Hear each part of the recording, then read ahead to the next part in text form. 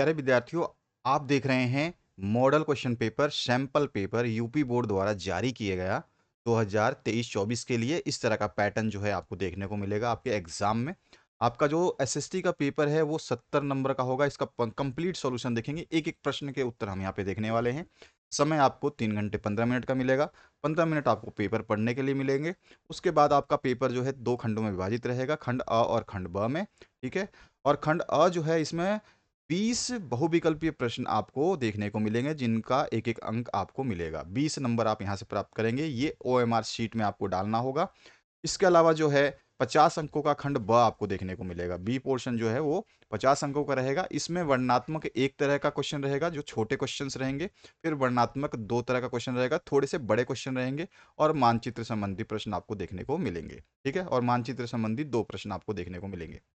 सभी प्रश्न के अंक जो है उसके सामने ही दिए गए हैं, तो आप अंकों का अंदाजा प्रश्न देखते ही लगा सकते हैं। चलिए स्टार्ट करते हैं पहले क्वेश्चन से। और इससे पहले आपके लिए हमने हिंदी का जो मॉडल पेपर है वो कंप्लीट सॉल्व कर दिया है। हिंदी का मॉडल पेपर पूरा कंप्लीट सॉल्व कर दिया है। इंग्लिश वाला भी पूरा कंप्लीट, एक एक क्वेश्चन बता दिया है। इंग्लिश भी आपका पूरा कंप्लीट इंग्लिश को जो है सॉल्व कर दिया गया है। ठीक है। तो हिंदी और इंग्लिश का आप कंप्लीट सॉल्यूशन देख सकते हैं। अब अभी आप एसएसटी सोशल साइंस का देख रहे हैं। ठीक है। एलिमेंट्री हिंदी जो है, एलिमेंट्री यानी कि प्रारंभिक हिंदी, तो एलिमेंट्री हिंदी भी जो है आपकी, उसकी भी सॉल्यूशन जो है हमने बना दिया है, उसको भी आप देख सकते हैं। इसके अलावा हिंदी हो गया, इंग्लिश हो गया, एसएसटी हो गया, एलिमेंट्री हिंदी हो गया, साइंस। ठीक है। साइंस का भी सॉल्यूशन आप देख सकते हैं, मैथ का भी सॉल्यूशन आप देख सकते हैं। और ये सारे सॉल्यूशंस कंप्लीट दिए जाएंगे। संस्कृत एसकेटी का भी सॉल्यूशन आप देख सकते हैं। होम साइंस का भी सॉल्यूशन आप देख सकते हैं। चित्रकला, ठीक है, चित्रकला का भी सॉल्यूशन, चित्रकला का भी सॉल्यूशन आप देख सकते हैं। और उसके अलावा बचता है आपका एक और, जो है कंप्यूटर। ठीक है। कंप्यूटर का भी सॉल्यूशन आप देख सकते हैं। तो ये सारे विषय के सॉल्यूशन जो है ये आपको कंप्लीट मिलेंगे, फुल सॉल्यूशन मिलेंगे। ठीक है। फुल आंसर के साथ मिलेगा, ये ध्यान रखना है आपको। ये सारे सॉल्यूशंस जो है फुल आंसर्स के साथ मिलेंगे। और ये 2024 एग्जाम के लिए जो जारी किया गया है वो सारा का सारा सॉल्यूशन दे रहे हैं। इसके बाद आपको 7 सेट दिए जाएंगे, 7 सेट्स दिए जाएंगे, 7 सेट मिलेंगे आपको, जो कि आपके मेन एग्जाम में 7 सेट आते हैं, अलग अलग कोड के अलग अलग सेट आते हैं। आपके पास कौन सा सेट आएगा आपको पता नहीं है।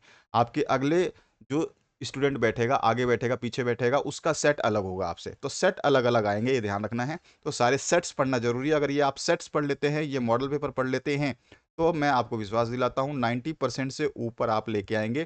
पिछली बार 95% हमने ओवरऑल स्कोर दिया था। 95% बच्चे जो है प्राप्त कर चुके हैं इस चैनल से। पिछली बार हमने 7 सेट दिए थे, मॉडल पेपर पढ़वाया था, और उनको पढ़ने के बाद बच्चों को कोई गाइड, कोई किताब, कुछ भी पढ़ने की जरूरत नहीं पड़ी। 95% उन्होंने हासिल किए, और जो क्वेश्चंस बताए थे वो सारे के सारे आए। तो चलिए स्टार्ट करते हैं इस क्वेश्चन पेपर के सोल्यूशन को। मैक्सिमम शेयर करिएगा ताकि सभी स्टूडेंट तक ये क्वेश्चन पेपर पहुंच पाए और इसके आंसर्स आप देख पाए। पहला जो क्वेश्चन इसमें पूछा गया, राष्ट्रवाद का उदय सर्वप्रथम किस देश से हुआ? 9th क्लास में आप पढ़ चुके हैं, जो फ्रांसीसी क्रांति है वो चैप्टर आपको पता चल चुका होगा कि फ्रांस में जो है राष्ट्रवाद उदय का जो है प्रारंभ हुआ था। तो यहाँ पर पहला ऑप्शन जो है आपका बी हो जाएगा, बी ऑप्शन जो है करेक्ट हो जाएगा। नेक्स्ट जो क्वेश्चन है उसकी बात करते हैं। नेक्स्ट देखिए क्वेश्चन क्या पूछा गया है।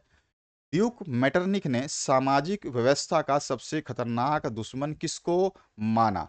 तो मैंने इसका 3D एनिमेशन जो है आपको दे दिया है, 3D एनिमेशन वीडियो। ठीक है। ये वीडियो जैसे ही खत्म होगा तो आपको दिखाई देगा। यूरोप में राष्ट्रवाद का उदय, भारत में राष्ट्रवाद, ये दोनों चैप्टर को मैंने 3D में समझाया हुआ है। एक बार जैसे ही आप इस 3D वीडियो को देखेंगे, ये वीडियो खत्म होगा तो आपके सामने थंबनेल आएंगे, ऐसे ऐसे बॉक्सेस बन के आएंगे। उन बॉक्स पे किसी भी टच करके आप देख सकते हैं। तो अगर आप देखना चाहते हैं तो यूरोप में राष्ट्रवाद का उदय भी है, भारत में राष्ट्रवाद भी है, और आपका जो प्लेलिस्ट है वो सारा का सारा इस तरह से आएगा। 3 बॉक्स बन के आएंगे। जब ये वीडियो खत्म होगा तब आप देख पाएंगे। उन पे टच करते ही आप जो है सॉल्यूशंस देख सकते हैं, और 3D एनिमेशन वाले वीडियो देख सकते हैं, जो यूट्यूब पे पहली बार बनाया गया है हिंदी में आप लोगों के लिए। और एक बार आपने ये 3D एनिमेशन वाला वीडियो देख लिया तो आपको विश्वास दिलाता हूँ, आपको एसएसटी से प्यार हो जाएगा, मोहब्बत हो जाएगी। ठीक है। तो ड्यूक मैटरनिक ने सामाजिक व्यवस्था का सबसे खतरनाक दुश्मन जो है, जो जूस्पे मैसनी को बताया था। ठीक है। तो यहाँ पर जो आपका द ऑप्शन है ये करेक्ट हो जाएगा। नेक्स्ट जो क्वेश्चन है उसकी बात करते हैं। सूती कपड़ा मिल की रूप रेखा किसने रखी? तो सूती कपड़ा मिल की रूपरेखा रखने वाले थे रिचर्ड आर्कराइट। ठीक है, तो यहाँ पे बी ऑप्शन जो है आपका करेक्ट हो जाता है। अगला जो क्वेश्चन है उसकी बात करते हैं। 1928 से 1934 के बीच भारत में गेहूं की कीमत 50% तक गिर गई। इसका कारण था अंतर्राष्ट्रीय बाजार में क्या हुआ था? तो इसका मेन कारण था महामंदी। और महामंदी कब आएगी? जब कीमतें गिर जाएंगी। तो अंतर्राष्ट्रीय बाजार में जो है कीमतें का गिरना जो है, इस बीच के दौरान गेहूं में 50% जो है मूल्य की कमी आई थी। तो कीमतों का गिरना जो इसका आंसर हो जाएगा ए ऑप्शन करेक्ट। इसके बाद जो नेक्स्ट क्वेश्चन है इसमें पूछा गया आपसे, देखिए बोल रहा है कि 1448 ईस्वी में गुटेनबर्ग ने कौन सी पहली पुस्तक छापी? तो गुटेनबर्ग ने जो है 1948 में जो पहली पुस्तक छापी थी उसका नाम था बाइबल। तो यहाँ पर जो है आपका द ऑप्शन करेक्ट हो जाता है। ठीक है, नेक्स्ट जो क्वेश्चन है उसकी बात करते हैं। अभी जो आप ये क्वेश्चन पेपर देख रहे हैं इसके हम सारे के सारे सॉल्यूशंस देखेंगे, बड़े छोटे जितने भी क्वेश्चन सही देख रहे हैं आप, सारे क्वेश्चंस हम लिखित आंसर्स आपको समझाएंगे, कैसे लिखना है, क्या पॉइंट आपको डालने हैं, सारी चीजें। तो इन सभी क्वेश्चंस को आप आसानी से समझ पाएंगे।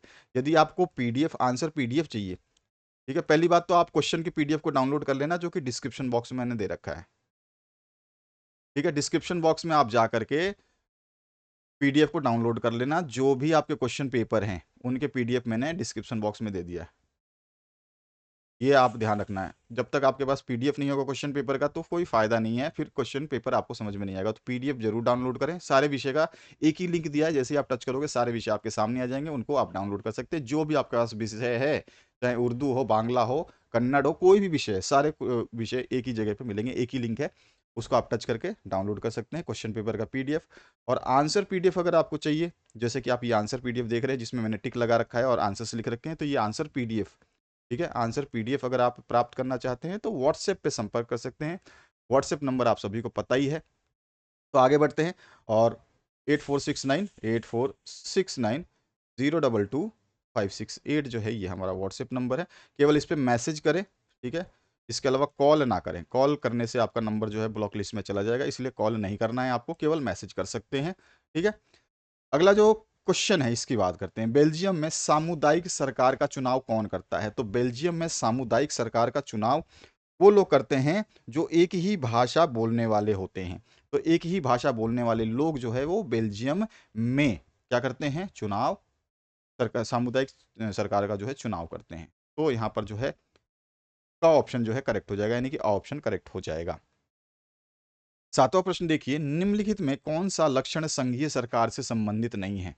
तो कठोर एवं लिखित संविधान जो है संघीय सरकार का लक्षण है, यहाँ पे नहीं पूछा है। शक्तियों का विकेंद्रीकरण संघीय सरकार में होता है। संघ एवं राज्यों के मध्य शक्तियों का विभाजन भी संघीय सरकार में होता है।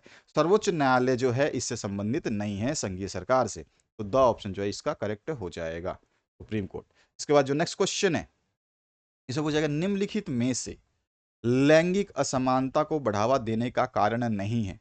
लैंगिक असमानता को बढ़ावा देने वाला कारण कौन सा नहीं है, ये पूछा है आपसे, ये ध्यान रखना है। हमारा आंसर हो जाएगा जैविक बनावट। जो लैंगिक असमानता को बढ़ावा देने का कारण नहीं है, जैविक बनावट। ठीक है, बाकी श्रम का लैंगिक विभाजन, यानी कि स्त्री कौन सा काम करेगी, पुरुष कौन सा काम करेंगे, ये भाई आपको असमानता को बढ़ावा देता है।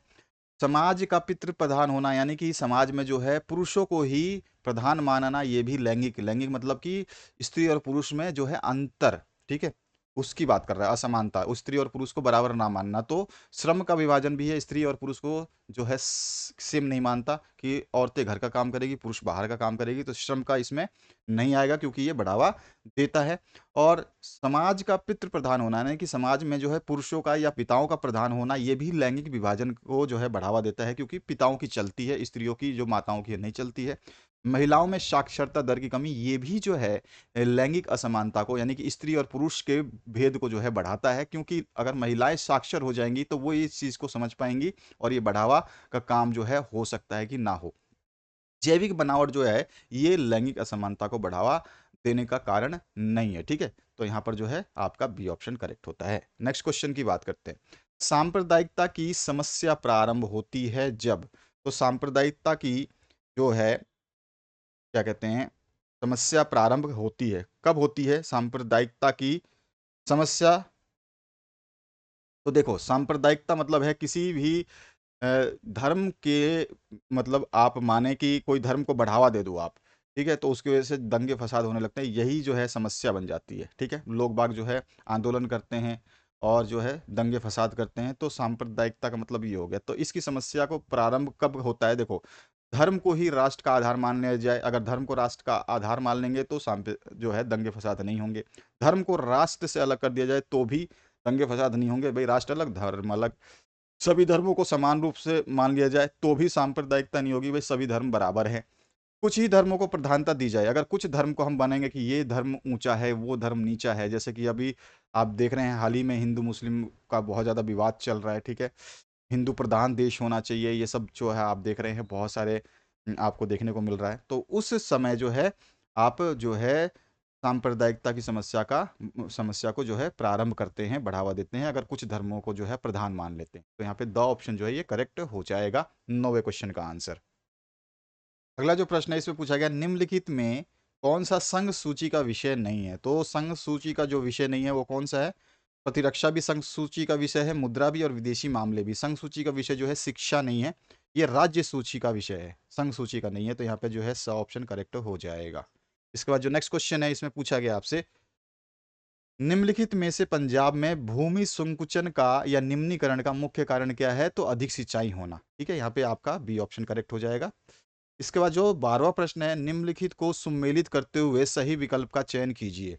तो सबसे पहले हम अगर विकल्प का चयन करते हैं तो भाखड़ा नागल जो है ये सतलुज नदी पर है, ठीक है ना? तो भाखड़ा नागल जो है ये सतलुज नदी पे है। इसके अलावा जो है हीराकुंड, ये हीराकुंड जो है ये आपकी महानदी पर है। तो हीराकुंड को हम महानदी से मिला लेते हैं, चलिए। अब जो बचता है आपका सरदार सरोवर बांध, तो ये है आपका अहमदाबाद में और ये है नर्मदा नदी पर, ठीक है? तो ये नर्मदा नदी से मिला दिया हमने। और टिहरी जो बांध है ये आपका उत्तराखंड में है, ठीक है? और ये जो है आपका भागीरथी नदी पे है। बचा हुआ ये ऑप्शन ही बचा हुआ है, यही एक केवल भागीरथी नदी, तो ये भागीरथी नदी बता दिया।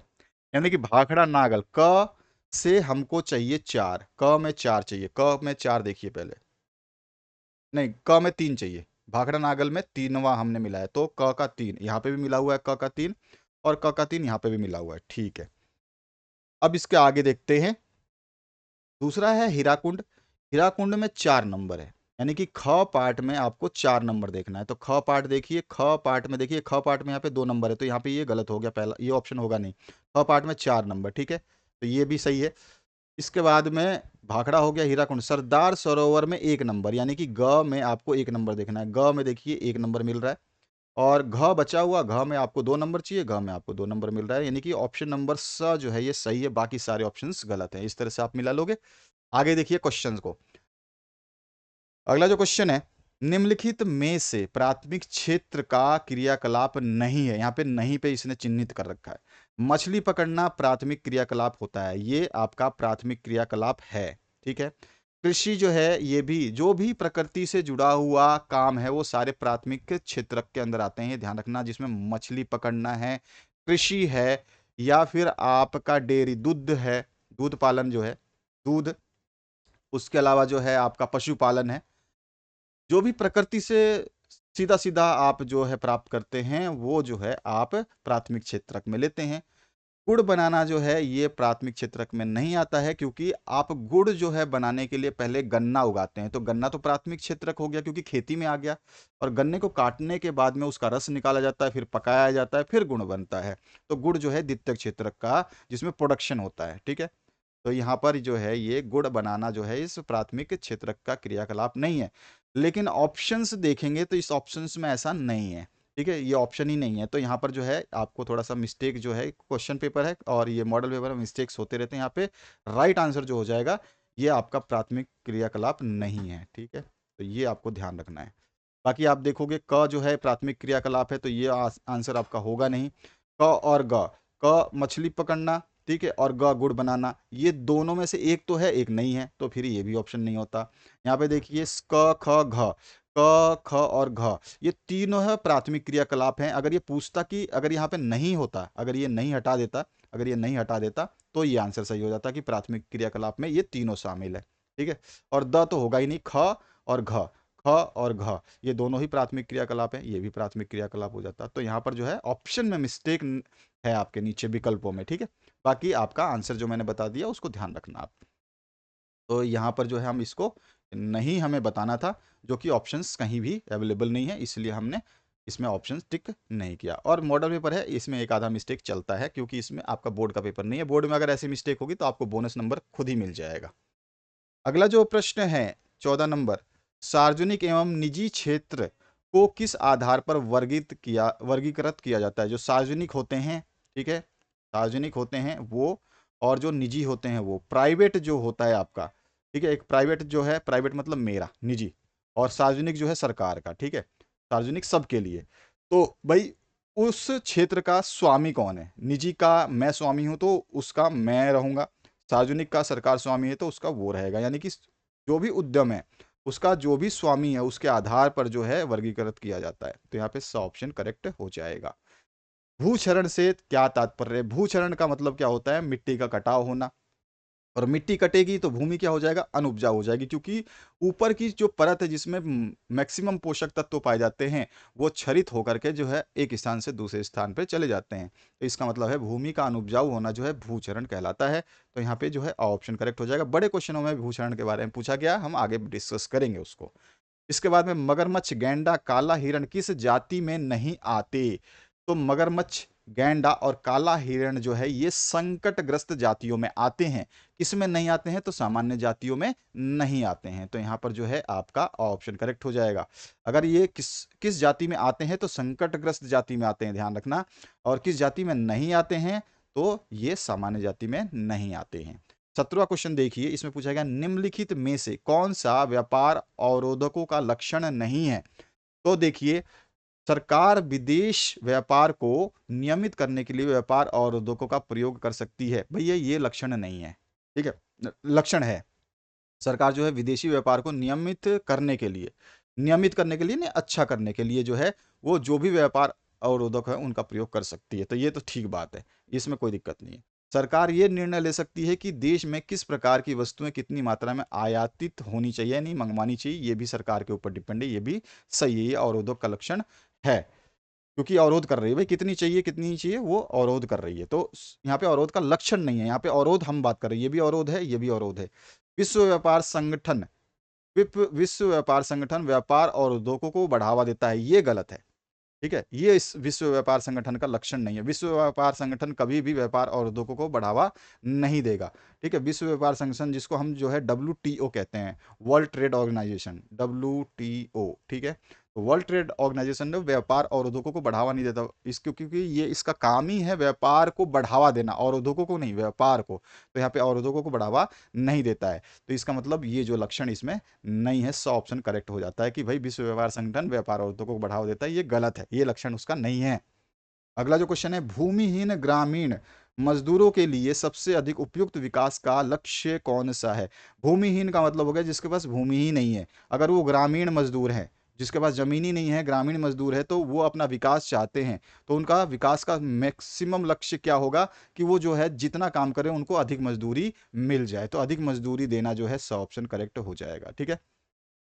इसके अलावा जो नेक्स्ट क्वेश्चन है, क्योंकि उनके पास भूमि नहीं है तो उपज तो होगा नहीं उनके पास अपनी, उनके बच्चे विदेश में बस नहीं सकते, ठीक है। तो ये ध्यान रखना है। तो अधिक मजदूरी देना जो है भूमिहीन ग्रामीण मजदूरों का लक्ष्य होता है कि भाई अधिक मजदूरी हमको दे दो, हम जितना काम करते हैं। 19वां जो प्रश्न है, निम्नलिखित में से कौन सा परंपरागत ऊर्जा का स्रोत नहीं है। परंपरागत ऊर्जा का जो हमारे पूर्वजों के जमाने से चला आ रहा है, वो कौन सा जो है ऊर्जा का स्रोत नहीं है, ये पूछा गया। कोयला जो है परंपरागत ऊर्जा का स्रोत है, क्योंकि पुराने जमाने से कोयला का यूज किया जा रहा है, परंपराओं के हिसाब से यूज किया जा रहा है। भूतापीय ऊर्जा अभी विकसित हुआ है, इसका नाम अभी अभी आपने सुना है, कुछ ही सालों में जो है भूतापीय ऊर्जा को जो है यूज किया जा रहा है। तो ये जो है परंपरागत, बहुत जमाने अरसे से पहले इसको यूज नहीं किया जाता था। तो भूतापीय ऊर्जा जो है इसका सही आंसर हो जाएगा बी। अब इसके बाद में आपका 20वां जो प्रश्न है उसकी बात करते हैं। वैश्वीकरण का बहुराष्ट्रीय कंपनियों के निवेश पर क्या प्रभाव पड़ा है। तो वैश्वीकरण से जो बहुराष्ट्रीय कंपनियां हैं उसके निवेश पर क्या प्रभाव पड़ा है। तो देखिए, बहुराष्ट्रीय कंपनियों में निवेश की वृद्धि हुई है, बिल्कुल सही बात है, वृद्धि हुई है वैश्वीकरण के द्वारा। बहुराष्ट्रीय कंपनियों द्वारा भारत के विदेशी व्यापार के अधिकांश भाग पर नियंत्रण हुआ है। बिल्कुल, बहुराष्ट्रीय कंपनियों ने बहुत ज़्यादा जो है भारत में व्यापार को नियंत्रित भी किया है काफ़ी जगह उन्होंने, जैसे हीरो और होंडा दोनों विदेशी कंपनी, मारुति और सुजुकी दो, इसमें एक सुजुकी जो है विदेशी कंपनी है, तो बहुराष्ट्रीय कंपनी बन जाती है इस तरह से मिल मिलकर, तो ये नियंत्रित करते हैं। तो ये भी सही बात है कि वैश्वीकरण से बहुराष्ट्रीय कंपनियों को निवेश में क्या प्रभाव पड़ा है, नियंत्रित भी किया है और वृद्धि भी हुई है। बहुराष्ट्रीय कंपनियों के आगमन से लोगों की आर्थिक स्थिति सुदृढ़ भी हुई है। भाई आपको जो रोजगार मिलेगा तो आपकी आर्थिक स्थिति अच्छी हो जाएगी, यानी कि उपरोक्त सभी जो है सही हो जाएगा। तो यहाँ पर उपरोक्त सभी जो है इसका राइट आंसर हो जाएगा। अब सेक्शन बी की बात करेंगे, जिसमें आपके वर्णनात्मक प्रश्न रहेंगे। प्रश्नों के आपको जो अंक है वो सामने दिए जाएंगे। ये प्रश्न इतने अंक का है। आपको क्या पूछा गया है, प्रथम विश्व युद्ध के पश्चात होने वाली महामंदी के 2 कारण लिखिए। मैं आपको कई कारण बताऊंगा, आप 2 लिखिए, 3 लिखिए, 4 लिखिए, आपकी मर्जी है। 2-2 अंक के हैं तो मैं कहूंगा आप 4 कारण लिखिए, ठीक है। अगर छोटे छोटे कारण लिखेंगे, तो बड़े कारण लिखेंगे तो केवल 2 लिखेंगे। इसको समझते हैं, इसको डिटेल में समझेंगे और अच्छे तरीके से हम इसको प्रिपेयर कर लेते हैं। तो यहाँ पर जो देखिए, पहले तो हम इसको थोड़ा सा मैनेज कर ले, ठीक है। अब देखिए, इस क्वेश्चन के सॉल्यूशन की हम बात करें तो जैसा मैंने बताया, आपने 20 प्रश्न कर लिए, तो 20 प्रश्न के बाद में जो है आपका खंड 20 शुरू होता है। इसके पहले प्रश्न की शुरुआत हम करने वाले हैं।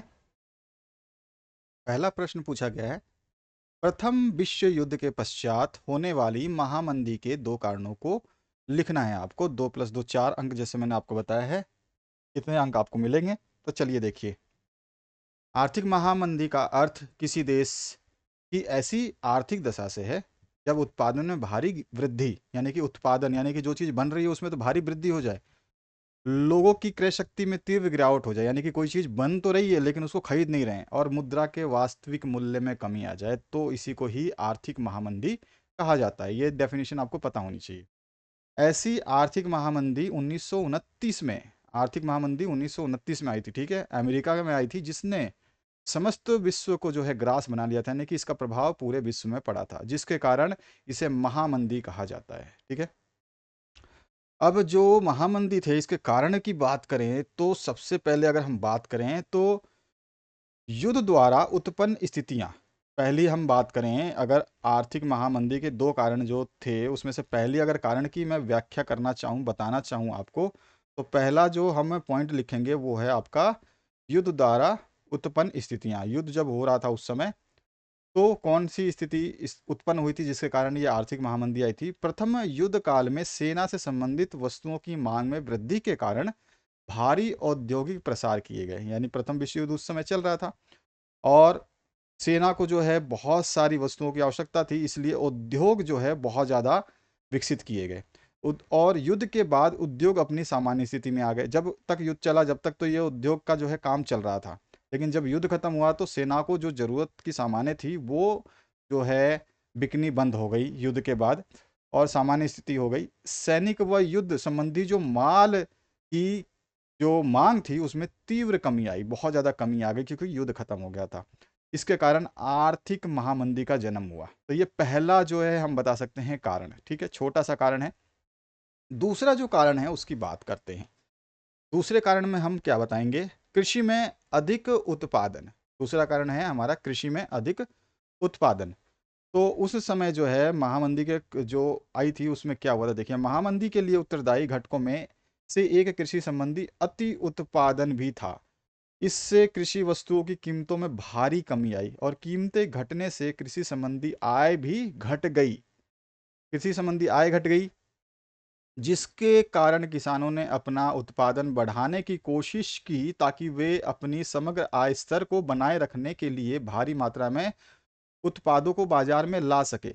इससे बाजार में कृषि उत्पादों की आमद बढ़ी, यानी कि बहुत ज़्यादा कृषि उत्पाद बढ़ गए, लेकिन कीमतें और नीचे चली गई और खरीदारों के अभाव में जो है उपज सड़ने लग गई। जो मंडी में पड़े थे अनाज वो सड़ने लग गए। ऋणों की कमी का भी हम यहाँ पर जो है बता सकते हैं कि ऋणों की कमी कैसे हुई। देखिए, 1920 के दशक के मध्य में बहुत से देशों ने अमेरिका से ऋण लेकर अपनी निवेश संबंधी जरूरतों को पूरा किया था। 1920 में जब स्थिति ठीक थी तो अमेरिका से ऋण जुटाना सरल था, लेकिन संकट का संकेत मिलते ही अमेरिकी उद्यमी जो थे उनमें खलबली मच गई। उद्यमी मतलब जो बिजनेसमैन। 1928 के पूर्वार्ध तक, यानी कि 1928 से पहले तक जो है विदेशों में अमेरिका का ऋण $1 अरब था और साल भर के भीतर यह ऋण घट करके केवल 1/4 रह गया था। जो देश अमेरिकी ऋण पर सबसे ज़्यादा निर्भर थे, उनके सामने गहरा संकट जो है आ खड़ा हुआ था। तो ये ऋणों की कमी भी एक है जो है इसमें एक महत्वपूर्ण मापदंड है। और अनेक विध प्रभाव जिसको मल्टी इफेक्ट जो है हम कह सकते हैं, तो वो कौन से प्रभाव थे उसकी हम बात करें। बाजार से ऋणदाताओं के उठ जाने से, जो ऋण देने वाले थे उनके उठ जाने से अनेक विध प्रभाव सामने आए और यूरोप में कई बड़े बैंक जो है धराशायी हो गए। मुद्रा लुढ़क गई, यानी कि गिर गई, और ब्रिटिश पाउंड भी इस झटके से जो है नहीं बच सका। ब्रिटिश पाउंड भी इससे गिर गया। अब आगे क्या हुआ।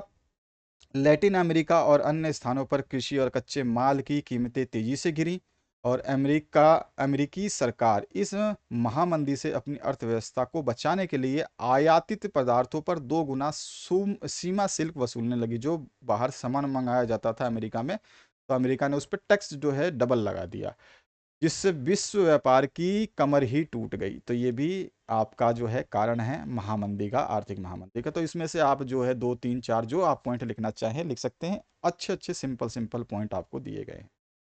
अगला जो क्वेश्चन है, 1928 से 1934 के मध्य होने वाली महामंदी का भारतीय अर्थव्यवस्था पर पड़ने वाले 2 प्रभावों की व्याख्या करनी है। तो भारतीय अर्थव्यवस्था जो थी, ये तो अमेरिका में जो हमने प्रभाव ऊपर पढ़े वो सारे अमेरिका में और समस्त विश्व में थे। अब ये क्वेश्चन जो अथवा वाला है, आप ये भी कर सकते हैं, चाहे तो ऊपर वाला करे चाहे ये करे। तो इसके बीच में महामंदी का जो भारतीय अर्थव्यवस्था थी, भारत भारत की जो इकोनॉमी थी उस पर क्या प्रभाव पड़ा, उसके हमें 2 प्रभाव इसमें बताने हैं। तो भारतीय अर्थव्यवस्था पे बहुत सारे प्रभाव पड़े थे। महामंदी का भारतीय व्यापार पर बहुत गहरा प्रभाव पड़ा। 1928 से 1934, जो कि अभी अभी हमने एमसीक्यू देखा था, के मध्य भारत के आयात तथा निर्यात घटकर आधे रह गए। ठीक है, आयात भी कम होने लग गया और निर्यात भी कम होने लग गया। इसी दौरान भारत में गेहूं की कीमत 50% तक जो है गिर गई थी। ठीक है, कमी आ गई थी। ये तो पहला प्रभाव हम बता सकते हैं। दूसरा प्रभाव जो है, आर्थिक महामंदी का सबसे बुरा प्रभाव उन काश्तकारों पर पड़ा जो अंतर्राष्ट्रीय बाजार के लिए उत्पादन करते थे। बंगाल में जूट का उत्पादन करने वाले लोगों पर भी महामंदी का विनाशकारी प्रभाव पड़ा। जूट की कीमतों में 60% की वृद्धि हुई, जिस कारण जूट उत्पादन जो है कीमतों में जो है 60% की वृद्धि हुई, जिस कारण जो है जूट उत्पादक बर्बाद हो गए तथा पहले से भी अधिक कर्ज में डूब गए। जूट उत्पादक जो थे वो कर्जे में डूब गए इस दौरान। अब आगे बात करें। अब देखिए इसमें क्या और हुआ था। आर्थिक महामंदी के दौरान कृषि उत्पादों की कीमतों में बहुत अधिक कमी आई, परंतु औपनिवेशिक सरकार ने लगान में किसी प्रकार की कोई कमी नहीं की। औपनिवेशिक सरकार कौन है? जो अंग्रेज हमारे देश में शासन करते थे, तो हम उनकी कॉलोनियाँ थी। कॉलोनियों को ही औपनिवेश कहा जाता है, ये ध्यान रखना है। उनके देश नहीं थे, हम उनके कब्जे में नहीं थे, लेकिन उन्होंने हम पे राज किया था, वो हम पे हक जताते थे। उनके अंडर हमारा भारत था, इसीलिए हम उसके औपनिवेश थे, हम उनकी कॉलोनियाँ थे। परिणाम स्वरूप ग्रामीण क्षेत्रों में फैल रहे असंतोष को देखते हुए महात्मा गांधी ने सविनय अवज्ञा आंदोलन जो है प्रारंभ किया था आर्थिक महामंदी के दौरान ही। इसके बाद जो है अपने दैनिक खर्चे को पूरा करने के लिए काश्तकारों को अपनी जमीनों को जो है जमींदारों के पास गिरवी रखने और जेवर बेचने के लिए विवश भी होना पड़ा था। और सरकार ने राष्ट्रवादी खेमे के दबाव में उद्योगों की रक्षा के लिए सीमा शुल्क जो है बढ़ा दिए, जिस कारण उद्योग क्षेत्र जो थे उसमें भी निवेश में जो है तीव्रता नजर आई, क्योंकि इन्होंने सीमा शुल्क जो है बढ़ा दिए थे। अब जो है नेक्स्ट क्वेश्चन सेकंड बनता है आपका। इस सेकंड क्वेश्चन में क्या पूछा गया? सत्ता की साझेदारी लोकतंत्र की आत्मा है। इस कथन की कारण सहित पुष्टि करनी है आपको। पीडीएफ डाउनलोड कर लेना, इसका पीडीएफ मैंने डिस्क्रिप्शन बॉक्स में दे रखा है। क्वेश्चन पेपर का आंसर पीडीएफ आप व्हाट्सएप से प्राप्त कर सकते हैं, जैसा मैंने आपको बता दिया है। हर पेपर आपका जो है सॉल्व है, कंप्लीट सॉल्यूशन। जैसे एक एक क्वेश्चन आप देख रहे हैं, चाहे अथवा हो, चाहे आपके एमसीक्यू हो, चाहे बड़े क्वेश्चन हो या छोटे क्वेश्चन, सारे क्वेश्चनों के आंसर आपको यहाँ पे मिलेंगे। पूरे यूट्यूब में कोई भी ऐसा चैनल नहीं है जो आपको कंप्लीट आंसर्स को डिटेल में लिखित रूप से सॉल्यूशन बताए और आपको ये भी बताया कि किस तरह के क्वेश्चंस को आपको लिखना है। और 7 सेट्स जो हम देंगे वो भी आपको ध्यान रखना है। बहुत सारे चैनल्स मैंने देखे हैं जिन पे पुराने पेपर्स में मॉडिफिकेशन करके वो 2024 का पेपर बता रहे हैं कि 2024 का पेपर मिल गया, वायरल पेपर है, यही आएगा। इस तरह से जो है पेपर्स आपके लिए बनाए जा रहे हैं, जो कि सरासर मूर्खता है अगर आप उसको देखते हैं तो, ठीक है। वो लोग जो है आपको केवल डाइवर्ट कर रहे हैं, आपके माइंड से खेल कर रहे हैं और आप लोग उसका खेल का आनंद ले रहे हैं, ठीक है। तो ये समझिएगा और बड़े ध्यान से समझिएगा। 9th क्लास से आप 10th क्लास में आए हैं, आपको बहुत सारे चैनल जो है मूर्खता मूर्खता मूर्खता के ऊपर ले जाएंगे। बहुत सारे चैनल हैं जिनका नाम मैं लेना नहीं चाहूँगा, जिसमें आपका कुछ सिंधु सिंधु है और एक आपका वो है लेक्चरर लेक्चरर है, ऐसा कुछ करके है, और भी 2-3 चैनल हैं, मैं कह नहीं सकता। लेकिन जो भी चैनल हैं, काफ़ी अच्छे चैनल भी है, ऐसा नहीं है कि अच्छे चैनल नहीं है, लेकिन वो कुछ पर्टिकुलर सब्जेक्ट के लिए, एक आधे सब्जेक्ट के लिए अच्छे चैनल है। बट वो आपको जो ज़्यादातर डिटेल्ड सॉल्यूशन देते हैं वो आपके काम के ही नहीं है, क्योंकि वो कंप्लीट सॉल्यूशन नहीं देते हैं। एमसीक्यू दिखा देंगे आपको, एमसीक्यू में वो आंसर्स बता देंगे, उसके बाद डिटेल सॉल्यूशंस देंगे नहीं, बताएंगे कि हम अभी आगे वाले सॉल्यूशन देखेंगे। कई चैनल तो ऐसे हैं, मैं सिंधु सिंधु की बात कर रहा हूँ, सिंधु घाटी नहीं है, पता नहीं क्या नाम था, तो वो सिंधु सिंधु घाटी जो भी है, वो चैनल जो है वो आपको क्वेश्चन पेपर दिखा रहा है, इंग्लिश का क्वेश्चन पेपर। मेरे एक विद्यार्थी ने देखा कि सर इंग्लिश का पेपर आ चुका है यूपी बोर्ड का, उसमें हमने देखा, मैंने कहा कहाँ आ गया है, तो वेबसाइट पे अवेलेबल है। मैंने कहा ठीक है, उसका सॉल्यूशन मैं कर देता हूँ। सॉल्यूशन हमने कर दिया और आपके लिए अवेलेबल भी करा दिया, आपने देख लिया होगा। और फिर उन्होंने बताया कि सर ये वाला जो पेपर है ना, आपसे पहले किसी चैनल ने डाला था, और उसमें केवल वो बताया था कि देखो ये क्वेश्चन है, इसको करना है, इसमें ये क्वेश्चन पूछे गए हैं और इसके आंसर आपको इस पैसेज से देख के लिखने हैं, ये आपका ग्रामर सेक्शन है, इसमें इसमें क्वेश्चन पूछे गए हैं, आपको ऐसे ऐसे अपने आप कर लेना है, आपको तो सब कुछ डिटेल में हम बाद में बता देंगे, इस तरह से। और मैं देख रहा हूँ कि बच्चे पागलों की तरह क्वेश्चन देख रहे हैं, यूट्यूब चैनल पे क्वेश्चन देख रहे हो आप। मजाक की बात है, आपको यूट्यूब चैनल पे आंसर्स चाहिए, क्वेश्चन तो आपके पास पीडीएफ के रूप में अवेलेबल होगा।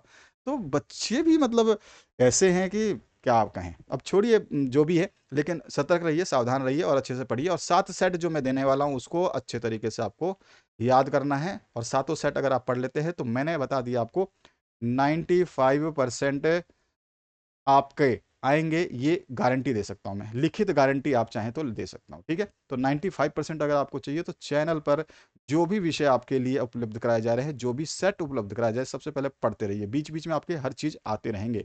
बस बशर्ते ये है कि आप उनको पढ़ें, आपको किसी बुक या गाइड की आवश्यकता नहीं पड़ने वाली है। केवल आपको 7 सेट जो मैं दूंगा वो 7 सेट जरूर पढ़ लेने हैं, और मॉडल सेट्स जरूर पढ़ लेने हैं, ठीक है। ये मॉडल पेपर्स जो है ज़रूर पढ़ लेने हैं, और जितनी जल्दी हो सके इनको तैयार कर लेना है। आपको प्री बोर्ड में भी आपको इसके क्वेश्चंस देखने को मिलेंगे और मेन एग्जाम में क्वेश्चंस देखने को मिलेंगे। 7 सेट में से तो मैक्सिमम क्वेश्चन जो है 100% क्वेश्चन बोलता हूँ वहीं से आएंगे, ठीक है। ये ध्यान रखना है, तो आपके ऊपर है। अब 100% आप करोगे नहीं, आप एक दो क्वेश्चन गलत करोगे तो आपको 90% का गारंटी हम दे देते हैं। बाकी जो बच्चे 100% करके आएंगे उनको 100% की गारंटी भी हम दे रहे हैं। सत्ता की साझेदारी लोकतंत्र की आत्मा, इस कथन की पुष्टि हमें करनी है तो प्रत्येक समाज में सत्ता की साझेदारी की जरूरत होती है। सत्ता की साझेदारी की जरूरत होती है। सत्ता मतलब जो हमारा कोई भी राजनीतिक दल है, जो पक्ष में है विपक्ष में है, उनकी आपस में समझ होनी चाहिए, भले ही वो छोटा हो या उसमें सामाजिक विभाजन ना हो, क्योंकि सत्ता का विभाजन जो है लोकतांत्रिक व्यवस्थाओं के लिए ठीक है। सत्ता जो है अलग अलग स्टेप में होती है। सत्ता की साझेदारी वास्तव में लोकतंत्र की आत्मा है। लोकतंत्र का आशय होता है जो लोग इस शासन व्यवस्था के अंतर्गत उसके बीच सत्ता को बांटा जाए, मतलब हम सत्ता का बंटवारा करते हैं एक स्थिति के अनुसार। तो लोकतंत्र का आशय होता है कि जो लोग इस शासन व्यवस्था के अंतर्गत हैं उनके बीच सत्ता को बांटा जाए, और ये लोग इसी प्रकार रहें, जैसे हम बांटें उसी प्रकार रहें। और वैध सरकार वही होती है जिसमें अपनी भागीदारी के माध्यम से सभी समूह शासन व्यवस्था में सम्मिलित होते हैं, ठीक है। वैध सरकार कौन सी होती है? जिसमें सभी समूह जो है अपनी भागीदारी निभाते हैं और शासन शासन जो व्यवस्था होती है उसमें सम्मिलित होते हैं। पक्ष विपक्ष होते हैं, एक दूसरे की निंदा करते हैं, एक दूसरे की आलोचना करते हैं, एक दूसरे की कमी गिनाते हैं, जिससे हमारी सत्ता की साझेदारी जो है अच्छी मानी जाती है। जैसे कि आप देख रहे हैं कांग्रेस और भाजपा है, बीजेपी है, दोनों आपस में एक दूसरे की आलोचनाएं करते रहते हैं, लेकिन इससे हमें एक फायदा होता है कि कौन सी सरकार कितनी गहराई में है और कितनी ऊंचाई में है, ये हमें देखने को मिलता है। कौन सी सरकार ने क्या किया है और क्या करने जा रही है ये भी हमें पता चल जाता है। तो ये जो है सत्ता के बंटवारे की वजह से ही है कि हमने सरकारें अलग अलग बना रखी है, कहीं पर एक सरकार दे रखी है, कहीं पर दूसरी सरकार दे रखी है। अब आगे बढ़ते हैं। सत्ता को अपनी नीतियां निर्धारित करने से पूर्व सर्वजन हिताय, यानी कि जो भी सत्ता में है जैसे कि अभी भाजपा की सरकार है, तो वो सभी का हित देखेगी, सभी का सुख देखेगी। ये भावना जो है समाहित करनी उसके लिए आवश्यक है, अन्यथा उसकी सत्ता जो है वो खत्म हो जाएगी।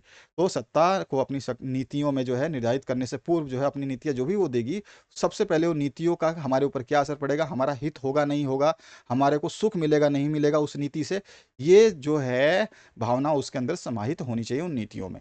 इसलिए लोकतांत्रिक शासन में उसी शासन को सर्वश्रेष्ठ या बेहतर माना जाता है जिसमें अधिक से अधिक लोगों की साझेदारी और प्रतिभागिता हो।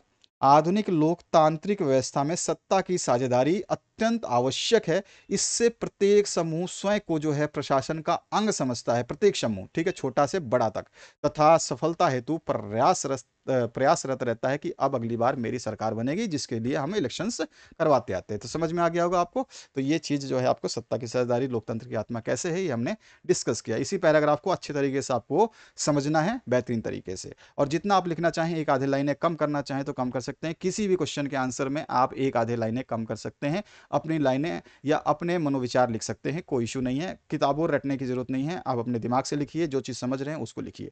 बेहतरीन होगा कि सारे जो क्वेश्चंस दिए जाएं उनको पढ़ते रहें।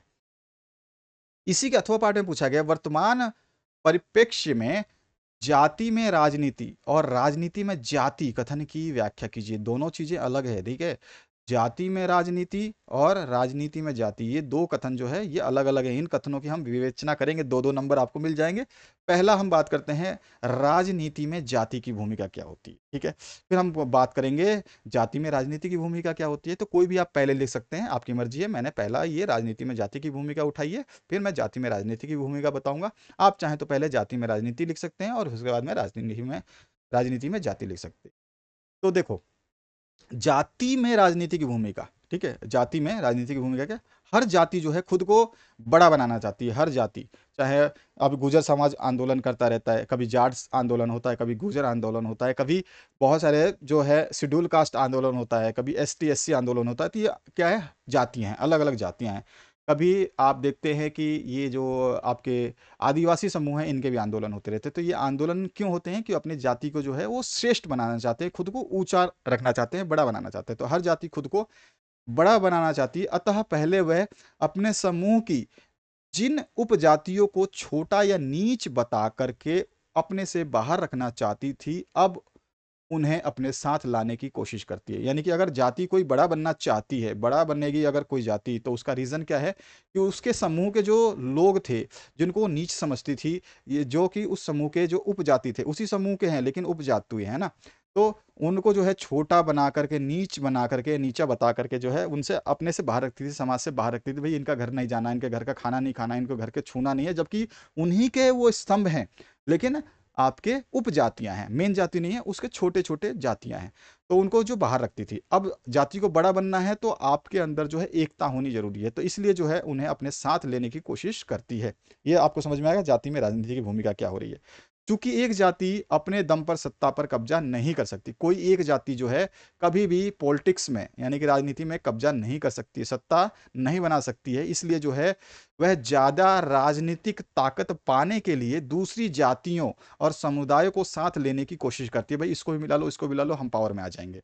और इस तरह जो है इनके बीच संवाद और मोल तोल भी होता है कि भाई हम तुम्हारा साथ तो देंगे, लेकिन हमारी जो है ये मांगे हैं, आप उनको पूरा करोगे। तो क्या होता है, इन दोनों के बीच में संवाद होता है और जो है ये एक दूसरे के साथ शामिल होते हैं, तब जाके इनके पास सत्ता आती है। देखते हो ना, गठबंधन सरकार बनती है। अभी एक इंडिया नामक जो है चला था कि इसमें इंडिया कांग्रेस बहुत तमिल तृणमूल पार्टियां जो है आपस में एक गठित हुई थी, और इंडिया नामक जो है एक वर्ड है I.N.D.I.A,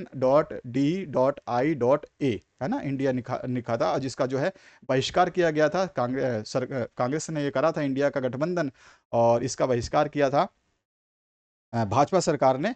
और उसने इंडिया नामक जो शब्द है उसको संविधान से निकालने के लिए जो है संशोधन करना चाहा है, और जो है इंडिया को हटा करके अब भारत शब्द का प्रयोग किया जा रहा है हर जगह पे। तो इसलिए जो है ये सारी चीज़ें आपको देखने को मिलती है। अब जो है आगे हम और बता सकते हैं राजनीति में जो है जाति में राजनीति की भूमिका क्या हो सकती है कि इस प्रकार देखिए इस प्रकार जो है हम इसका कंक्लूजन 2-3 लाइनों का कंक्लूजन कैसे निकाल सकते हैं कि इस प्रकार जाति में राजनीति कई तरह की भूमिकाएं निभाती है। जाति में राजनीति जो है ये कई प्रकार की भूमिकाएं निभाती है और एक तरह से यही चीजें दुनिया भर की राजनीति में भी चलती हैं। तो पूरे विश्व में भी ऐसी राजनीति में जातियों को जो है लाया जाता है। देखते नहीं हो कभी अ, उनको अभी देखो आपने जो है बीजेपी की बात करूँ तो इन्होंने आदिवासी समूह की द्रौपदी मुर्मू को राष्ट्रपति बनाया है। इसका कारण क्या है कि ये विभिन्न जातियों को अपने साथ लेना चाहती है ताकि इनकी सत्ता बरकरार रहे। तो ये सब चीज़ें होनी चाहिए। यही तो चीज़ है जो जाति में राजनीति और राजनीति में जाति की भूमिका को निभाती है। सब लोगों को जो है बराबर का सम्मान देने का जो है एक अवसर मिलता है। तो ये चीज़ बहुत इंपॉर्टेंट है, ठीक है। अब राजनीति में जाति की भूमिका की बात करते हैं। जब पार्टियां चुनाव के लिए उम्मीदवारों का नाम तय करती हैं, कोई भी उम्मीदवार खड़ा करती हैं तो चुनाव क्षेत्र के मतदाताओं की जातियों का हिसाब ध्यान में रखती हैं। यानी कि जहाँ पे भी वो चुनाव लड़ेगी वहाँ पे जो जातियाँ हैं, ठीक है, वहाँ पर जो चुनाव क्षेत्र है वहाँ पर जो भी मतदाता है उनकी जाति कौन सी है उसका हिसाब रखती है कि इतने भाई एसटी के हैं, इतने एससी के हैं, इतने शेड्यूल बैकवर्ड कास्ट के हैं। तो ये सारी चीज़ें जो है ये ध्यान रखती हैं उम्मीदवारों का नाम तय करते हुए, क्योंकि उम्मीदवारों को जो है उनसे वोट लेना है। तो ऐसे उम्मीदवार को खड़ा करेंगे जिसमें उस चुनाव क्षेत्र के जो है सभी जातियां जो है उसको वोट दे दें। तो इसका हिसाब जरूर रखती हैं ताकि उन्हें चुनाव जीतने के लिए जरूरी वोट मिल जाए। जब सरकार का गठन किया जाता है तो राजनीतिक दल इस बात पर का भी ध्यान रखते हैं कि उनमें विभिन्न जातियों और कबीलों के लोगों को उचित जगह दी जाए। जब आप उचित जगह दोगे तो उन कबीलों और उन जातियों के लोग जो है आपको जो है सम्मानित करेंगे, आपके साथ खड़े होंगे और आपको वोट देंगे। राजनीतिक पार्टियां और उम्मीदवार समर्थन हासिल करने के लिए जातिगत भावनाओं को उकसाते भी हैं। कई बार बोलते हैं ना कि ये नीच जाति है, वो उच्च जाति है। तो ये कभी-कभी जातिगत भावनाओं को उकसाते हैं। इसी कारण कुछ दलों को कुछ जातियों के मददगार के रूप में देखा जाता है और प्रतिनिधि के रूप में देखा जाता है कि भैया ये जो है ये पार्टी हमारी जाति को सपोर्ट कर रही है तो हम उसको जो है मददगार मानेंगे, हम उसको अपना लीडर मानेंगे, ठीक है। सार्वभौम वयस्क मताधिकार और व्यक्ति के एक वोट की व्यवस्था ने राजनीतिक दलों को जो है विवश किया है कि वे राजनीतिक समर्थन पाने के लिए लोगों को गोलबंद करने के लिए सक्रिय हों। यानी कि जो व्यस्क मत अधिकार है, जो लोग वोट देते हैं तो राजनीतिक दल को इतना विवश होना पड़ा है कि ये लोग जो है उनसे ज़्यादा भेदभाव नहीं कर सकते। उन सभी के लिए उन सभी से समर्थन पाने के लिए जो है उन लोगों को चारों तरफ से जो है क्या करेंगे, उनका समर्थन करेंगे, उनको बार बार फुसलाएंगे, बहलाएंगे, अपने प्लान बताएंगे। इससे उन जातियों के लोगों में नई चेतना पैदा होती है। जिन्हें अभी तक छोटा या नीच मानते थे वो लोग जो है अपने आप को अब ऊंचा या अच्छा मानने लग जाते हैं।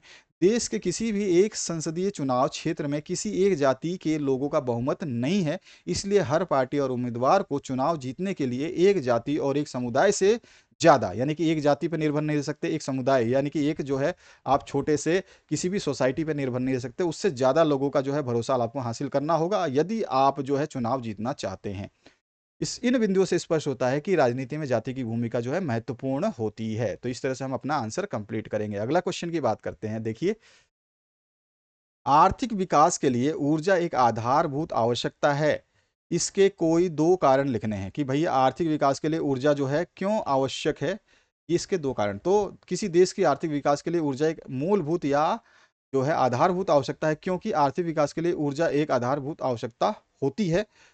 ये आवश्यकता है राष्ट्रीय अर्थव्यवस्था के प्रत्येक सेक्टर, यानी कि जो भी सेक्टर्स हैं, ठीक है, उसमें कृषि है, उद्योग है, परिवहन, वाणिज्य है, घरेलू वस्तुओं का जो है हमें आवश्यकताओं की पूर्ति करने के लिए ऊर्जा के निवेश की आवश्यकता होती है। ऊर्जा चाहिए ही चाहिए भाई। कृषि में पानी डालने के लिए ऊर्जा चाहिए, उद्योग में कुछ बनाने के लिए ऊर्जा चाहिए, परिवहन यानी गाड़ी चलाने के लिए ऊर्जा चाहिए, वाणिज्य बैंकिंग सर्विसेज में हमें कंप्यूटर चलाने के लिए ऊर्जा चाहिए, घरेलू आवश्यकताओं यानी कि पंखा कूलर चलाने के लिए भी ये ऊर्जा की आवश्यकता होती है। तो स्वतंत्रता प्राप्ति के पश्चात क्रियान्वित आर्थिक विकास की योजना को चालू रखने के लिए ऊर्जा एक बड़ी मात्रा की आवश्यकता जो है होती है या होती थी। ठीक है, स्वतंत्रता के बाद में जो है ऊर्जा की बड़ी मात्रा की आवश्यकता होती थी क्योंकि सारी जो है आर्थिक योजनाएं इसी पर डिपेंड होती थी। फलस्वरूप पूरे देश में ऊर्जा के सभी प्रकारों का जो है उपभोग धीरे धीरे बढ़ने लगा। ऊर्जा जो है धीरे धीरे बढ़ने लगी। पहले लोगों के पास पंखे नहीं होते थे, कूलर नहीं होते थे, टीवी नहीं होते थे।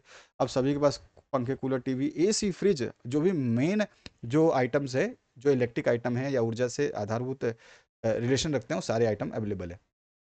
हमें ऊर्जा के सीमित संसाधनों के न्याय संगत उपयोग के लिए सावधानी पूर्वक निम्न उपायों को अपनाना होगा, क्योंकि ये हमारी मूलभूत आवश्यकता है जो कि हमने इस पैराग्राफ से बताई है। इसमें ये चीज़ें हम ज़रूर बताएंगे। एक जागरूक नागरिक के रूप में जो है हम यातायात के लिए निजी वाहन की अपेक्षा सार्वजनिक वाहन का उपयोग करके जो है ऊर्जा का उस संसाधनों को बचा सकते हैं।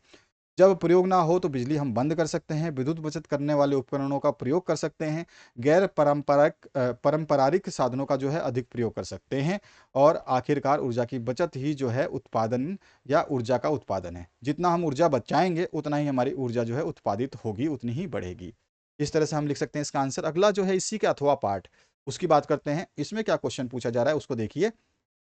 परिवहन तथा संचार के साधन किसी भी देश की जीवन रेखा क्यों माने जाते हैं? तो कारण लिखनी है। तो हम कारणों को जो है सीधे-सीधे एक पैराग्राफ में लिख देंगे। देखिए, बाकी और भी बहुत चीज़ें हैं। परिवहन और संचार के साधनों को किसी भी राष्ट्र और अर्थव्यवस्था की जीवन रेखा है, क्योंकि ये साधन जो है अर्थव्यवस्था की रीढ़ है और किसी भी राष्ट्र के विकास की पहचान भी ये माने जाते हैं। परिवहन और संचार व्यापार के विस्तार और अर्थव्यवस्था को बढ़ावा देने में मदद करते हैं। परिवहन और संचार, परिवहन मतलब हमारे जो भी यातायात साधन है, चाहे वो शिप हो, जहाज हो, गाड़ी हो, खच्चर हो, घोड़ा हो, रिक्शा हो, सारे परिवहन के साधन है। संचार में सभी चीज़ आ जाएंगी, जिसमें पत्र हो, टेलीफोन हो, रेडियो हो, मोबाइल हो, टीवी हो, इंटरनेट हो, ये सारे के सारे जो है व्यापार के विस्तार में और अर्थव्यवस्था को बढ़ाने में मदद करते हैं। क्योंकि जो है आप देखते हैं ऑनलाइन हम शॉपिंग करते हैं, तो हमारा संचार व्यवस्था से ही जो ऑनलाइन शॉपिंग करते हैं, हम ऑनलाइन ही सब कुछ कर देते हैं। जो चीज़ हमारे को एक दिन में ही डिलीवर हो जाती है, फ्लिपकार्ट, अमेजोन इसका उदाहरण है। इनके द्वारा जो हम वस्तुओं का क्रय करते हैं और बहुत ही सस्ते दामों में करते हैं। और जब हम संचार के द्वारा जो उनको ऑर्डर देते हैं, तो परिवहन के द्वारा हमारे घर के ऊपर पहुंचती है, मोटरसाइकिल से, फ्लिपकार्ट के द्वारा, ई कार्ट के द्वारा, किसी भी द्वारा। तो इस तरह से ये बढ़ावा देने में मदद करते हैं। परिवहन और संचार के विकास ने वैश्वीकरण को जन्म दिया। वैश्वीकरण मतलब कि पूरे संसार में कोई भी चीज़ आप कहीं से मंगवाना चाहते हैं, वो आ सकता है, कहीं भेजना चाहो तो जा सकता है। संचार और परिवहन में तेजी से वृद्धि ने हर देश के लोगों की जीवन शैली में सुधार किया है। रेलवे, जलमार्ग, वायु मार्ग, समाचार पत्र, रेडियो, इंटरनेट ने दुनिया को हमारे दरवाजे पर ला कर रख दिया है और सामाजिक और आर्थिक विकास में योगदान दिया है। भारत जैसे कृषि प्रधान देश में परिवहन और संचार के उन्नत साधनों से राष्ट्रीय अर्थव्यवस्था को मदद मिली है। किसान कम समय में अपने माल का परिवहन और भी जो है तेजी से करने में सक्षम है, अधिक पूंजी अर्जित करने में सक्षम है। भारत अपने बेहतर वायु मार्ग और रेलवे के कारण भी पूरी दुनिया से अच्छी तरह से जुड़ा हुआ है। परिवहन और संचार के साधन के कारण ही स्थानीय व्यापार अंतर्राष्ट्रीय स्तर तक पहुंच चुका है, जो हर देश के आर्थिक विकास के लिए उत्कृष्ट है। परिवहन कम समय में कामकाजी लोगों को एक स्थान से दूसरे स्थान तक पहुंचाने की अनुमति देता है। परिवहन माल को उनकी आपूर्ति स्थानों तक ले जाने की अनुमति देता है। जहाँ पे हमें चाहिए वहाँ पर जो है परिवहन के द्वारा पहुँचाता है। संचार के लिए आधुनिक साधनों के माध्यम से सूचना और ज्ञान के आदान प्रदान ने लोगों को अधिक जागरूक बना दिया है। वे वस्तुओं का आदान प्रदान बहुत तेजी से करते हैं, और उदाहरण के लिए जो है ऑनलाइन डिलीवरी सेवा, जो कि मैं अभी आपको एग्जांपल दे चुका हूं। तो इस तरह से आपको इसका आंसर को लिखना है। आप चाहें तो इसमें अपने शब्द भी डाल सकते हैं, पिरो सकते हैं, छोटा कर सकते हैं, बड़ा कर सकते हैं। चौथा प्रश्न की बात करते हैं। चौथे प्रश्न में देखिए, बहुराष्ट्रीय कंपनियां अपने उत्पाद की उत्पादन लागत कम बनाए रखने के लिए किस प्रकार का प्रबंध करती है? किन्हीं दो का उल्लेख करना। देखिए, पहला हम बात करते हैं, बहुराष्ट्रीय कंपनियां उन क्षेत्रों में उत्पादन के लिए कार्यालय और कारखाने स्थापित करती हैं जहां उन्हें सस्ता श्रम, यानी कि जो है लेबर कॉस्ट कम पड़े, और अन्य संसाधन मिल जाए, जहाँ पे पानी बिजली की जो भी खपत होती है वो आसानी से मिल जाए। उदाहरण चीन, बांग्लादेश, भारत जैसे देश जो है, यहाँ पर जो है सस्ता श्रम भी मिलता है और अन्य संसाधन भी उपलब्ध है। ये देश सस्ते विनिर्माण स्थानों का लाभ भी प्रदान करते हैं। तो यहाँ पर इन देशों में जो है इसीलिए सबसे ज़्यादा कंपनियां जो है यहाँ पर निवेश करती हैं। तो इस तरह से बहुराष्ट्रीय कंपनी अपने उत्पाद का उत्पादन लागत कम बनाने के लिए क्या करेंगी? ऐसी जगह अपने अपने कारखाने और कार्यालय स्थापित करेंगे जहाँ पे सस्ता श्रम और अन्य संसाधन जो है आसानी से उपलब्ध हो सके। दूसरा जो हम इसमें बात कर सकते हैं, बहुराष्ट्रीय कंपनी अपने माल की उत्पादन लागत को कम रखने के लिए कुछ स्थानीय कंपनियों के साथ जो है संयुक्त रूप से उत्पादन स्थापित करती हैं। जैसे कि मैंने बताया, बहुराष्ट्रीय कंपनियों का एग्जाम्पल अभी थोड़ी देर पहले दिया था। अगर आपने स्किप कर दिया होगा तो आपको पता नहीं, जैसे कि हीरो के साथ होंडा जुड़ा हुआ था, अब दोनों जो है अलग अलग हो चुके हैं। इस तरह से मारुति और सुजुकी एक साथ जुड़े हुए हैं, तो मारुति सुजुकी की गाड़ियां आती हैं। तो ये सारे के सारे जो है क्या है, ये आपके एक तरह से बहुराष्ट्रीय कंपनियां हैं, जो एक दूसरे स्थानीय जो कंपनी होती हैं, जो अपनी लोकल कंपनियां होती हैं, उनके साथ संयुक्त रूप से जुड़ करके उत्पादन करती हैं। ठीक है, स्थापित करती हैं अपने आप को। उदाहरण के लिए फोर्ड मोटर्स ने जो है अभी अभी 21,700 करोड़ रुपए में महिंद्रा एंड महिंद्रा के संयोग से चेन्नई के पास जो है एक बड़ा संयंत्र स्थापित किया था। पहले महिंद्रा एंड महिंद्रा ग्रुप अलग थी, जिसके आपके थार जो गाड़ी निकली है महिंद्रा एंड महिंद्रा की है। स्कॉर्पियो जो है सबसे ज़्यादा प्रचलित एसयूवी में मानी जाती है, बहुत पुरानी है, लग्जरी गाड़ी है, और ग्रामीण इलाकों में सबसे ज़्यादा स्कॉर्पियो आपको देखने को मिलेगी, बहुत ही लग्जरी गाड़ी मानी जाती है। तो ये 19 लाख के आसपास, 17 लाख के आसपास आती है। तो ये भी जो है महिंद्रा एंड महिंद्रा ग्रुप की ही है। और सारे ट्रैक्टर्स जो आपके चलते हैं, ठीक है, जितने भी ट्रैक्टर्स मैक्सिमम मैं बताऊंगा 90% से ज़्यादा ट्रैक्टर्स जितने भी खेतों में चलते हैं वो सारे महिंद्रा एंड महिंद्रा ग्रुप के हैं। थार गाड़ी अभी अभी निकालेगी 4x4, ये भी महिंद्रा ग्रुप की है। तो महिंद्रा ग्रुप के साथ फोर्ड मोटर, जो फोर्ड मोटर्स थी, जिसको फोर्ड मोटर्स की कार आती है, ठीक है, तो फोर्ड मोटर्स ने जो है 21,700 करोड़ रुपए का निवेश करके महिंद्रा एंड महिंद्रा से टाई अप किया है। दोनों कंपनियां मिलकर के जो है चेन्नई के पास में जो है एक बड़ा कारखाना जो है इन्होंने स्थापित कर दिया है, और प्रोडक्शन भी चल रहा है। तो ये हम एग्जांपल दे सकते हैं, ये आपके बुक में भी मिलेगा। बहुराष्ट्रीय कंपनियों को भी अपने विनिर्माण सामानों के लिए निकटवर्ती बाजारों की आवश्यकता होती है, जिससे माल के उत्पादन की लागत कम हो जाती है। तो बहुराष्ट्रीय कंपनियां क्या करती हैं, अपने सामान को बेचने के लिए निकटवर्ती बाजारों को तलाशती रहती हैं। तो ये भी अपना उत्पादन लागत कम हो जाती है, क्योंकि उत्पादन लागत कम कैसे होगी, जब आप जो है वहां तक माल आसानी से कम खर्चे में पहुंचा देंगे मार्केट में, तो उत्पादन लागत आपकी कम हो जाएगी। यही चीज़ तो हमें बतानी है। इसके अलावा जो है बहुराष्ट्र कंपनियों को भी कौशल इंजीनियरों और उसके कर्मियों एवं बड़ी संख्या में अंग्रेजी बोलने वाले लोगों की आवश्यकता होती है, जो ग्राहक और सेवाएं प्रदान करने में सक्षम है।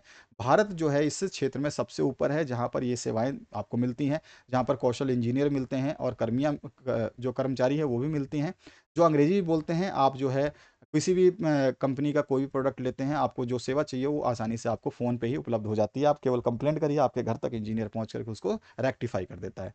ये सभी कारक जो है महाराष्ट्र कंपनियों को उत्पादन की लागत जो है 30 से 40% कम करने में मदद करते हैं। तो ये जो है हमारा सॉल्यूशन हो जाएगा। इसी के अथवा पार्ट में जो है क्वेश्चन देखिए, अच्छे बाजार के किन्हीं दो लक्षणों का उल्लेख कीजिए। अच्छा बाजार जो है वो क्या होता है, उसके अच्छे लक्षण क्या होते हैं, ये बताने। अच्छे बाजार ऐसे बाजार होते हैं जिसमें खरीदार और विक्रेता दोनों वस्तुओं और सेवाओं को खरीदने और बेचने के लिए परस्पर जो है क्रिया करते हैं। अच्छे बाजार वही होते हैं जो इसमें क्रेता और विक्रेता दोनों समान रूप से पाए जाते हैं। अच्छे बाजार के लक्षण क्या हो सकते हैं, तो पहला लक्षण हम बता सकते हैं, मूल्य में सभी प्रत्यक्ष और अप्रत्यक्ष कारक शामिल होने चाहिए। जो भी हम जैसे 5 रुपए दे रहे हैं तो उसमें इनडायरेक्ट टैक्स और डायरेक्ट टैक्स दोनों ही शामिल होते हैं, जीएसटी फीएसटी सब लगा कर, ताकि खरीदार और विक्रेता दोनों जो है संतुष्ट हो सकें। ये नहीं कि भैया माल तो इतने का है, आप उतना दाम दे रहे हो, इतना दाम मांग रहे हो, तो वो चीज़ जो है गलत होती है। तो इसमें प्रत्यक्ष और अप्रत्यक्ष, डायरेक्ट और इनडायरेक्ट टैक्स जो है शामिल होने चाहिए, जो भी मूल्य आपको उस पैकेट पे दिखाई दे रहा है उसमें। आप कभी पढ़ना उस पैकेट के नीचे जब मूल्य लिखा होगा तो ब्रैकेट में लिखा रहता है इंक्लूडिंग ऑल टैक्सेस, ठीक है। तो ये चीज़ें चीज़ें आपको पता होनी चाहिए। सूचना की उपलब्धता, यानी कि जो भी हम चीज़ खरीदते हैं उसकी सूचना हमें मिलनी चाहिए। एक अच्छे बाजार में सटीक और समय पर जानकारी देने जानकारी होनी चाहिए, ठीक है। एक अच्छे बाजार में जो सटीक और समय पर जानकारी होनी चाहिए, ताकि खरीदार और विक्रेता दोनों त्वरित और सूचित निर्णय ले सके, फटाफट निर्णय ले सके, ठीक है। उसमें सारी जानकारी अच्छे तरीके से होनी चाहिए। तरलता जो है अच्छी होनी चाहिए। तरलता क्या होती है, देखिए, तरलता जो है एक अच्छे बाजार में पर्याप्त तरलता होनी चाहिए। दूसरे शब्दों में संपत्ति को तत्काल उस कीमत पर खरीदा या बेचा जा सकता हो जब किसी संपत्ति को शीघ्र बेचने या खरीदने की आवश्यकता हो। यानी कि तरलता का मतलब है कोई भी चीज़ हमें जब ज़रूरत है तो हमें उस समय मिल जाए, हम जिस चीज़ को बेचना चाहते हैं उस समय वो बिक जाए, तो ये तरलता होता है। लिक्विडिटी, लागत की बात करें, एक अच्छे बाजार को जो है यह सुनिश्चित करना चाहिए कि लेन देन की लागत कम हो, ठीक है। लेने और देने में जो लागत आती है वो कम हो। मेरा भाई, मैं तो यार उसको बॉम्बे से मंगा रखा है, मेरा तो इतने रुपए खर्च हो गया, उसको इसमें जोड़ूंगा तब दूंगा तुम्हारे को माल, ये नहीं होना चाहिए। लागत में कमी होनी चाहिए। आकार, एक अच्छे बाजार का आकार जितना बड़ा हो उतना ही अच्छा है, जितनी प्रतिस्पर्धा होगी उतनी अच्छा है। इसमें आ जाता है तत्कालिता। तो लोगों को एक अच्छे बाजार में उत्पादों की जितनी जल्दी जरूरत हो, जो भी तत्काल में हमको आवश्यकता हो, तो यहाँ पर जो हम बताए, यहाँ पे थोड़ा सा देख लें, तत्कालिता सही है। तो उतनी तत्कालिक वो जो है उपलब्ध होनी चाहिए, जितनी जल्दी ज़रूरत है। भाई मेरे को अभी ज़रूरत है, 1 घंटे में आप मेरे को ला के दो, मेरा कंपनी बंद पड़ा है इस वजह से, आप मेरे को ला के दो, कैसे भी आप ला के दो। तो तत्कालिक निर्णय लिए जाते हैं कि भैया ये सामान आपको मैं पहुंचाऊंगा इस कॉस्ट में, क्योंकि आपको इमरजेंसी में चाहिए, तो इतना पैसा एक्स्ट्रा लगेगा, क्योंकि उसको हमें ट्रांसपोर्ट कराना पड़ेगा। मैं हवाई जहाज़ से, रेलवे से, या किसी भी अपने पर्सनल साधन से मंगा के आपको देने वाला हूँ। तो ये अच्छे बाजार की जो है लक्षण है। वर्णनात्मक प्रकार दो, इसके बाद मानचित्र संबंधी प्रश्न आएंगे, उसको हम देखेंगे। यहाँ पर जो है महात्मा गांधी ने असहयोग आंदोलन क्यों चलाया, किन्हीं 2 कारणों को लिखिए। इसे उन्होंने स्थगित क्यों किया, ये भी हमें बताना है। तो यहाँ पर 2+2+2 6 अंकीय प्रश्न जो है आपको देखने को। महात्मा गांधी ने निम्न कारणों से आंदोलन चलाया। तो पहला जो है, युद्धोत्तर भारत में असंतोष था। प्रथम विश्व युद्ध के बाद में ब्रिटिश सरकार ने उम, भारतीय जनता ने जो है ब्रिटिश सरकार को भारतीय जनता से पूरा सहयोग दिया था। भारतीय जनता ने जो ब्रिटिश सरकार जो है, जो युद्ध लड़ रही थी, ब्रिटेन जो है युद्ध लड़ रहा था, भारत युद्ध नहीं लड़ रहा था प्रथम विश्व युद्ध में, तो भारतीय जनता ने उसको सहयोग किया था। जो भी युद्ध की सामग्री थी, जो भी साधन थे, वो सब कुछ पहुंचाने में भारतीय सैनिकों के योगदान के कारण ही प्रथम विश्व युद्ध में अंग्रेजों का जो है अंग्रेजों को जो विजय मिली थी। और भारतीयों को यह विश्वास था कि हम जब मदद कर रहे हैं तो युद्ध के समाप्ति के बाद जो अंग्रेजी सरकार है वो भारत को दिए गए जो भी वचन है उनको निभाएगी, पालन करेगी और उनको जो है स्वशासन दिलाएगी, यानी कि भारत छोड़ करके वो चली जाएगी और हमारे ऊपर वो जो है अ, जो कब्जा था उनका वो समाप्त कर देगी। परंतु ब्रिटिश सरकार ने भारत को स्वशासन के नाम पर केवल मांडफोड़ सुधार ही दिए, जिससे भारतीयों में असंतोष फैल गया। मांडफोड़ सुधार का मतलब इत्र तित्र सुधार किए। तो ये पहला एक कारण था असहयोग आंदोलन चलाने के लिए। जनता में निराशा और असंतोष का माहौल जो है ये भी दूसरा कारण था। तो इसमें हम बता सकते हैं ब्रिटिश सरकार के द्वारा युद्ध व्यय के रूप में बलपूर्वक जो है भारी मात्रा में धन की उगाही की गई, ठीक है। और मुद्रास्फीति के कारण आवश्यक वस्तुओं के मूल्य में जो है असाधारण वृद्धि होने के कारण जो है जनता का प्रत्येक वर्ग आर्थिक कष्ट से गुजर रहा था। इस स्थिति के लिए ब्रिटिश सरकार जो है उत्तरदायी माने जाने लगी, जो कि जनता के निराशा और असंतोष का कारण बनी, जिसने असहयोग आंदोलन को जन्म दिया। रॉलेट एक्ट उछाला गया था। 18 मार्च 1919 को एक अधिनियम पारित किया जिसके अनुसार जो है किसी भी व्यक्ति को गिरफ्तार करके मनमाने समय तक नजरबंद रखा, यानी कि जेल में रखा जा सकता है और उन पर जो है कोई भी मुकदमा चलाए बिना उनको जेल में अनियमित काल तक रखा जा सकता है। भारत में सभी वर्गों के समुदायों का इसका जो है विरोध करना पड़ा था और ये जो है रॉलेट एक्ट के विरोध के कारण जो है यहाँ पर असहयोग आंदोलन का जन्म हुआ। जलियांवाला बाग तो हत्याकांड ने तो रॉलेट एक्ट का जो है असहयोग आंदोलन का जन्म करने के लिए बहुत ज़्यादा जो है ये एक बहुत ही इम्पैक्टफुल जो है निर्णय था। जलियांवाला बाग जो है रॉलेट एक्ट तथा सरकार के सत्याग्रह के बीच चलाए गए दमन के विरोध में जो है 13 अप्रैल सन 1919 में अमृतसर के जलियांवाला बाग में लोग जो है वहाँ पे मेला देखने गए थे, ठीक है। उस समय जो है एक कानून पास था कि जैसे कि अभी कोविड में आपको पता होगा कि एक जगह पे 5 से 4 से ज़्यादा लोग नहीं हो सकते, चाहे वो दुकान हो, चाहे वो घर हो, चाहे चौका हो, चाहे चूल्हा हो, चाहे चबूतरा हो, चाहे गाँव की कोई गली हो। कोविड में जो है ऐसा नियम निकला था, आपको पता होगा कि एक जगह जो है आप 4 से 5 आदमी भी इकट्ठा नहीं हो सकते थे। तो उसी तरह से उस समय जब 13 अप्रैल 1919 को जब अमृतसर में जलियांवाला बाग हत्याकांड हुआ था, तो उस समय जलियांवाला बाग में एक मेला लगता था। लोगों को पता नहीं था कि इस तरह का कोई नियम लगा दिया गया है, जहाँ पर लोग एक साथ में इकट्ठा नहीं हो सकते। अब यहाँ पर जलियांवाले अमृतसर में जो है ये सारे के सारे लोग जो है यहाँ पर एक सभा में इकट्ठा हो गए, मेला देखते हुए सभा भी करने लग गए।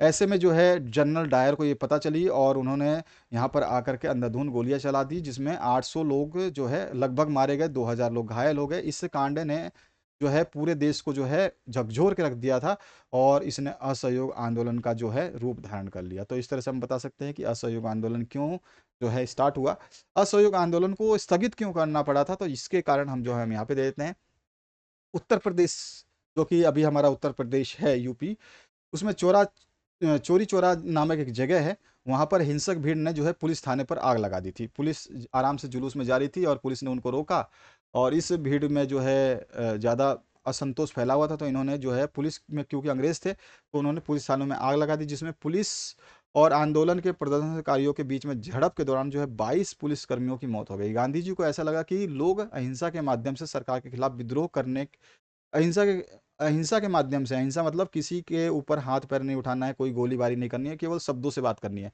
तो इस माध्यम से सरकार के खिलाफ जो है विद्रोह करने के लिए अभी तैयार नहीं है। मोतीलाल नेहरू, सीआर दास जैसे कई नेता हिंसा की छिटपुट घटनाओं के कारण आंदोलन को स्थगित करने के खिलाफ थे। गांधी जी ने तो सोचा था कि भैया लोग तो जो है विद्रोह करने वाले हैं, वो अहिंसा के माध्यम से लड़ेंगे नहीं। और कुछ जो नेता थे जैसे कि मोतीलाल नेहरू और सीआर दास, ये चाहते थे कि लोग जो है आंदोलन करें और उसमें छुटपुट घटनाएं होती रहें, कोई दिक्कत नहीं है। तो ये भी गांधी जी के खिलाफ थे, परंतु गांधी जी अहिंसात्मक ढंग से आंदोलन में विश्वास करते थे, वो कभी भी नहीं चाहते कि हिंसा हो। अतः इस हिंसात्मक घटना से उन्हें आघात लगा, इन्हें बुरा लगा और इस वजह से जो है उन्होंने असहयोग आंदोलन को स्थगित कर दिया और 1922 में चोरा चोरी कांड के बाद जो है ये आंदोलन वापस ले लिया गया गांधी जी के द्वारा। इसका 3D एनिमेशन मैंने बताया हुआ है, 3D एनिमेशन आप देखना चाहें तो उसको चेक कर लीजिएगा, प्लेलिस्ट अभी इस वीडियो के एंड में आएगी। अथवा पाठ 6 नंबर का ही, सत्याग्रह का अर्थ क्या है, महात्मा गांधी द्वारा चलाए गए किन्हीं 2 सत्याग्रह आंदोलनों का जो है उल्लेख करना है। तो गांधी जी के शब्दों में सत्याग्रह क्या होता है, तो सत्याग्रह जो है शारीरिक बल नहीं है, सत्याग्रही शत्रु को कष्ट नहीं पहुंचाता, वह अपने शत्रु का विनाश नहीं चाहता, सत्याग्रह के प्रयोग में दुर्भावना के लिए कोई स्थान नहीं होता। ये गांधी जी के शब्द है सत्याग्रह के लिए, यानी कि सत्याग्रह का शाब्दिक अर्थ होता है गांधी जी के शब्दों में सत्य प्लस आग्रह, अर्थात सत्य के लिए आग्रह यानी रिक्वेस्ट करना। ठीक है, तो सत्याग्रह का अर्थ जो है हमने स्पष्ट कर दिया। अब महात्मा गांधी के द्वारा चलाए गए 2 सत्याग्रह आंदोलन, उन्होंने बहुत सारे आंदोलन चलाए गए थे। 3D एनिमेशन अगर आप देखते हैं, ठीक है, अगर ये 3D एनिमेशन देखते हैं तो आपको ना ये सारे के सारे जो भी सत्याग्रह ये सारे याद हो जाएंगे, क्योंकि उसमें सारे के सारे नेताओं को दिखाया गया, कहाँ पे आंदोलन कैसे हुआ था, वो सारी चीज़ें उसमें पॉइंट में बताई गई हैं। तो इसको देख लेना, आपका जो है पूरा डाउट क्लियर हो जाएगा। भारत में राष्ट्रवाद कैसे आया, वो जो चैप्टर 2 है आपका, उसमें आपको सारा 3D एनिमेशन में समझाया गया है। महात्मा गांधी कैसे आए, क्या किया उन्होंने, उनके साथ कौन से लोग जुड़े, उनके शक्ल कैसी थी, वो कैसे दिखते थे, उन्होंने क्या किया, सारी चीज़ें उसमें दिखाई गई है। बुक को भूल जाएंगे आप उस वीडियो को देखने के बाद में। तो इन्होंने जो 2 सत्याग्रह आंदोलन चलाए थे उसका मैंने उल्लेख कर दिया है, लेकिन 2 के अलावा उन्होंने 4-5 सत्याग्रह आंदोलन चलाए थे। ठीक है, तो मैं 2 अपने हिसाब से लिख रहा हूँ क्योंकि 2 की यहाँ पे मांग की गई है। चंपारण सत्याग्रह की बात कर लेते हैं, फिर खेड़ा की बात कर लेंगे। 1917 में भारत के बिहार के चंपारण जिले में महात्मा गांधी के नेतृत्व में एक अहिंसक सविनय अवज्ञा आंदोलन का ये जो है अभियान था। चंपारण सत्याग्रह ब्रिटिश सरकार द्वारा गरीब किसानों के शोषण की प्रतिक्रिया थी। जो गरीब किसानों को जो है ब्रिटिश दबाते थे उसकी प्रतिक्रिया थी, जिन्होंने बटाईदारों की दमनकांड प्रणाली के तहत नील की खेती करने के लिए उनको मजबूर कर दिया था। नील की खेती जब करते थे तो नील की खेती से जो है, ये तो एक तो पहले तो ये नील की खेती ज़बरदस्ती करवाते थे, किसान करना नहीं चाहते थे। इस इनको जो है जो नील की खेती करने के लिए इनको जो पैसे देने होते थे ये भी जो है ढंग से नहीं देते थे। साथ ही साथ नील की खेती करने की वजह से जो जिस जगह पे नील की खेती की जाती थी वहाँ पर वो भूमि जो है अनुपजाऊ हो जाती थी। तो किसान जो है चाहते नहीं थे कि वो भूमि अनुपजाऊ हो, तो नील की खेती का ये विरोध करते थे। तो ये लोग ज़बरदस्ती मजबूर करते थे अंग्रेजी सरकार।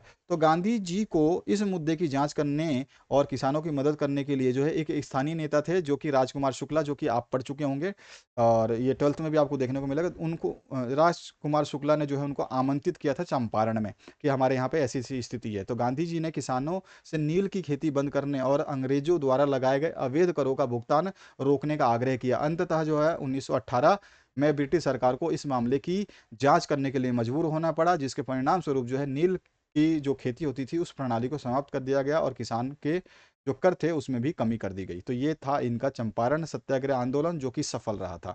दूसरा जो है खेड़ा सत्याग्रह, ये भी सफल रहा था। खेड़ा सत्याग्रह भारत के गुजरात के खेड़ा जिले में महात्मा गांधी के नेतृत्व में एक अहिंसक सविनय अवज्ञा आंदोलन था। देखिए मैंने कहा था अहिंसक ही ढंग से ये सारे आंदोलन करते थे। खेड़ा सत्याग्रह गरीब किसानों पर कर लगाने के कारण ब्रिटिश सरकार के खिलाफ जो है प्रतिक्रिया थी। वहाँ पर जो है टैक्स लगा दिए गए थे और वो टैक्स नहीं चुका पा रहे थे किसान। क्यों, देखिए क्योंकि किसान पहले से ही किसानों की जो है क्योंकि किसान पहले से ही फसल की विफलता यानी कि फसल जो है खराब हो चुकी थी, उस समय अकाल से पीड़ित थे तो कर दे नहीं सकते थे। गांधी जी ने किसानों से उनकी शिकायतों का समाधान होने तक कर का भुगतान रोकने का आग्रह किया। किससे, किसानों से जो है बोला कि भाई तुम्हारा जब तक समाधान नहीं होगा तब तक तुम जो है कर नहीं दोगे। ब्रिटिश सरकार ने दमन के साथ जवाब तो दिया, जिसमें गांधी जी और अन्य नेताओं को गिरफ्तार भी होना पड़ा। हालांकि आंदोलन लगातार गति पकड़ता रहा और अंततः अंग्रेजों को कर जो है निलंबित यानी कर को खत्म करना पड़ा और कैद किए गए जो भी नेता थे गांधी जी के अलावा उन सभी को जो है रिहा करने पर मजबूर होना पड़ा। और ये भी जो खेड़ा का सत्याग्रह आंदोलन था ये भी सफल रहा। तो ये 2 आंदोलन मैंने बताया है, बाकी आप बहुत सारे आंदोलन हैं उनको लिख सकते हैं। छठा जो प्रश्न है, लोकतंत्र में राजनीतिक दलों की आवश्यकता क्यों पड़ती है, इनके किन्हीं 4 कार्यों का उल्लेख करना है। तो लोकतंत्र में राजनीतिक दलों की आवश्यकता इसलिए होती है क्योंकि वे अनेक कार्य करते हैं। राजनीतिक दलों के बिना जो है आधुनिक लोकतंत्र या लोकतंत्र का अस्तित्व संभव ही नहीं है। राजनीतिक दल नहीं रहेगा तो लोकतंत्र नहीं रहेगा। लोकतंत्र में सरकार का निर्माण बहुमत से होता है। राजनीतिक दल जनमत के निर्माण में सहायक हैं तथा जनता में जागरूकता बढ़ाने में भी जो है क्या होते हैं, राजनीतिक दल सहायक होते हैं। राजनीतिक दल जो है जनता और सरकार के बीच की कड़ी का कार्य करते हैं और विरोधी दल के रूप में जो है ये सरकार की मनमानी पर रोक भी लगाते हैं। तो इसमें विपक्षी और पक्षी दल दोनों ही होते हैं, इसलिए जो है लोकतंत्र में दलों की आवश्यकता होती है, क्योंकि इसके अलावा राजनीतिक दलों के अगर राजनीतिक दल नहीं रहेंगे तो हमारा जो लोकतंत्र भी नहीं रहेगा। तो ये हमारा हो गया इसकी आवश्यकता क्यों पड़ती है। इसके बाद में इसके कार्य बता सकते हैं, तो कार्य बहुत सारे हैं, ये कार्यों के बिंदु हैं। राजनीतिक दल जो है देश के लिए कानून बनाते हैं, कानून बनाने की महत्वपूर्ण भूमिका निभाते हैं। कोई भी कानून तब तक नहीं बिल बन सकता, यानी कि लागू नहीं कर सकते, तब तक कि बहुसंख्यक दल इसका समर्थन ना करे, ठीक है ना, यानी कि सारे दलों का समर्थन इसमें चाहिए चाहिए।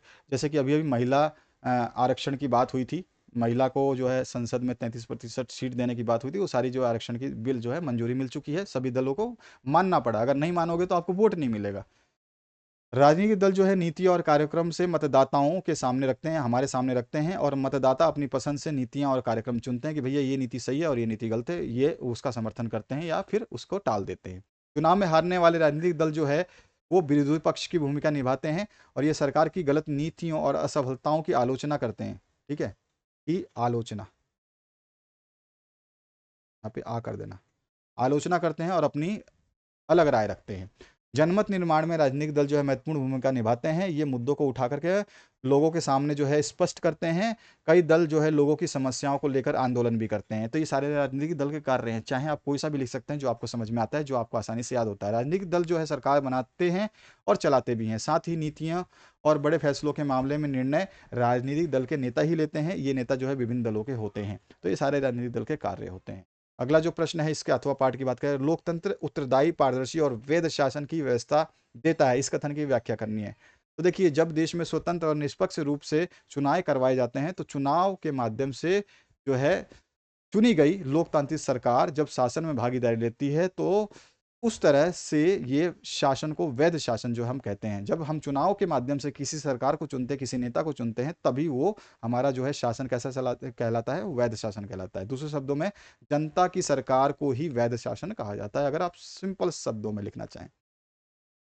अब इसमें हम और भी बात कर सकते हैं, लोकतंत्र में सामाजिक, आर्थिक और एवं राजनीतिक समस्याओं का समाधान किया जाता है तथा सांस्कृतिक गतिविधियों को बढ़ावा मिलता है। इन्हीं आधारों पर लोकतांत्रिक सरकारें अपने नागरिकों के प्रति उत्तरदायी और जिम्मेदारपूर्ण होते हुए वैधानिक सरकार का निर्माण करती हैं। जो अच्छी सरकार होती है, वैध सरकार होती है, उसका निर्माण करती है।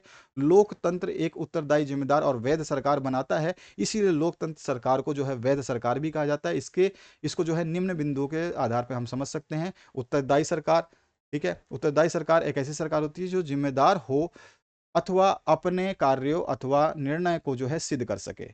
लोकतांत्रिक सरकार लोगों अथवा संसद के प्रति उत्तरदायी होती है। लोकतंत्र में लोग अपने प्रतिनिधि को चुनते हैं जो सरकार का गठन करते हैं, तथा यदि वे लोगों की इच्छाओं के अनुसार कार्य ना करें तो लोग जो उसे बदलने का अधिकार भी रखते हैं, ताकत भी रखते हैं। इसीलिए सरकारें गिर जाती हैं। आपने देखा होगा कभी बीच बीच में एक बार सरकार गिरी है, इंदिरा गांधी के समय में भी गिरी थी और बीच में भी गिरी थी। तो ये सरकार जो है गिर जाती है।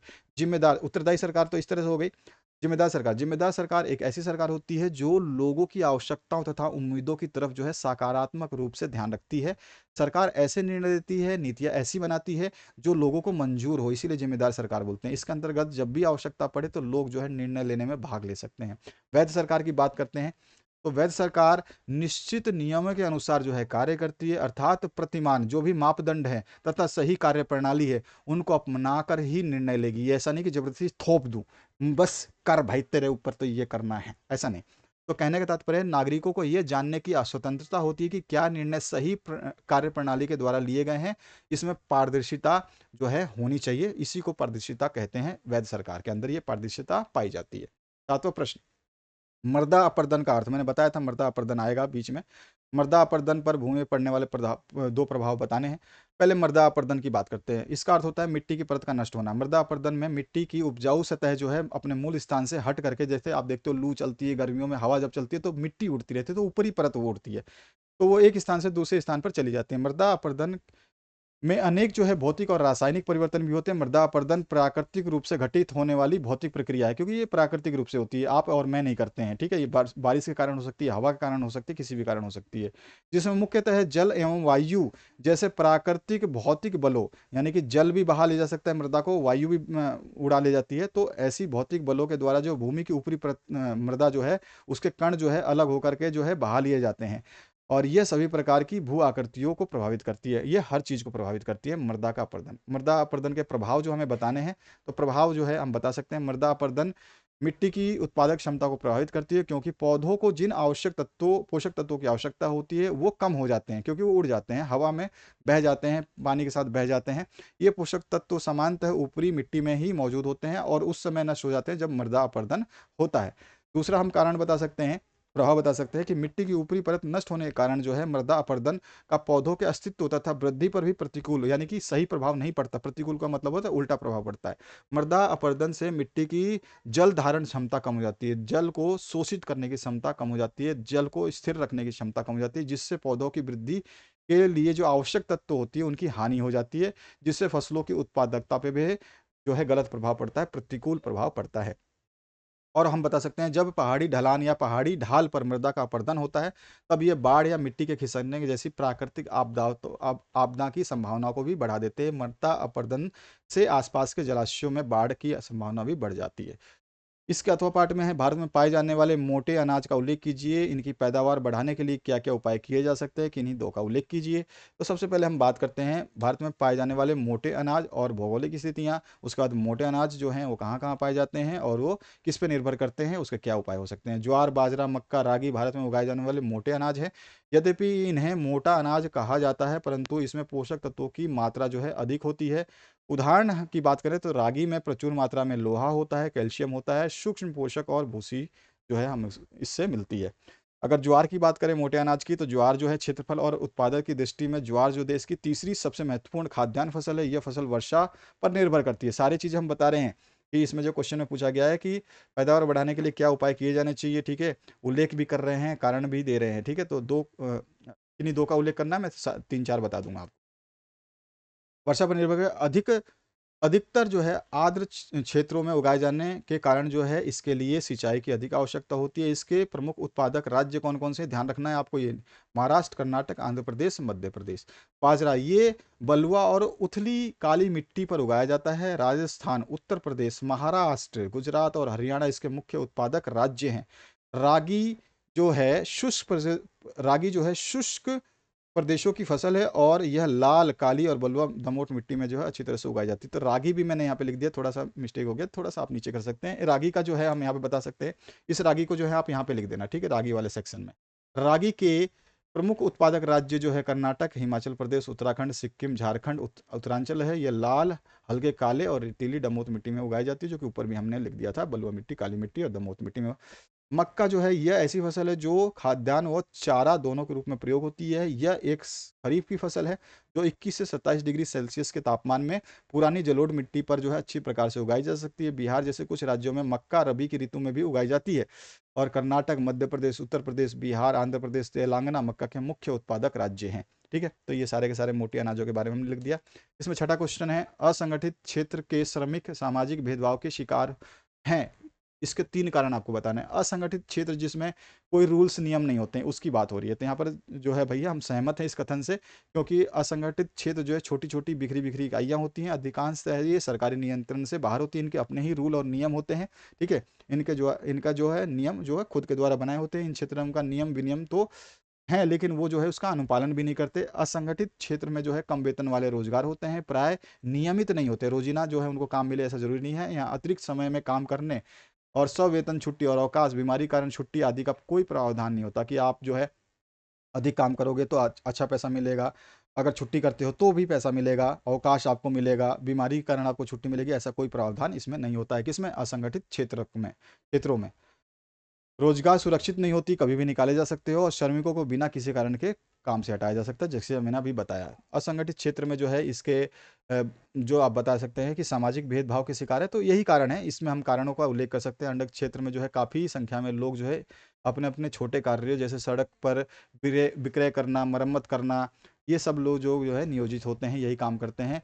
किसान जो है अपने खेतों में काम करते हैं, ज़रूरत पड़ने पर जो है उनको मज़दूरी पर जो है वो श्रमिक भी लगाते हैं। परंतु सन 1990 से ये भी देखा गया कि जो संगठित क्षेत्र में बहुत से अधिक श्रमिक जो है अपना रोज़गार खोते जा रहे हैं। संगठित में भी दिक्कत आ रही है। ये लोग जो है असंगठित क्षेत्र में अपना कम वेतन पे जो है काम करने के लिए विवश होते गए हैं। 1990 में थोड़ी-सी प्रॉब्लम आई थी जिसकी वजह से जो लोगों को निकाला गया था कंपनी में, तो ये संगठित क्षेत्र में थे, अच्छे अच्छे कंपनियों में थे, लेकिन बाद में जो है ये अपने-अपने व्यवसाय करने लग गए, छोटे-मोटे काम करने लग गए। अतः असंगठित क्षेत्र में जो है अधिक रोजगार की ज़रूरत के अलावा जो है श्रमिकों को संरक्षण और सहायता की भी आवश्यकता है, क्योंकि यहाँ पे लोग जो है बढ़ते गए हैं। ग्रामीण क्षेत्रों में असंगठित क्षेत्र जो है मुख्यतः भूमिहीन कृषक श्रमिक होते हैं, छोटे और सीमांत किसान होते हैं, फसल और बटाईदार कारीगर जैसे बुनकर, लोहार, बढ़ई, सुनार, ये सारे के सारे होते हैं। भारत में लगभग 80% ग्रामीण परिवार जो है छोटे और सीमांत किसानों की श्रेणी में आते हैं, और इन किसानों को समय से पहले बीज और कृषि उपकरण और जो है साख भंडारण सुविधा और विपणन केंद्र की पर्याप्त सुविधा उपलब्ध कराने की ज़रूरत पड़ती है। इसलिए जो है ये शोषित महसूस करते हैं। बाकी आप जो है इस तरह से ये भी पैराग्राफ लिख सकते हैं इसमें। अब इसके बाद जो है इसका अथवा में मानव विकास सूचकांक क्या है, मानव विकास को मापने के वाले अवयव कौन से हैं वो बताने हैं। देखिए, मानव विकास सूचकांक इसको ह्यूमन जो है आपका एचडीआई कहते हैं, ठीक है। तो ये है आपका एक सूचकांक है जिसका उपयोग जो है देश को मानव विकास के आधार पर आंकने के लिए किया जाता है।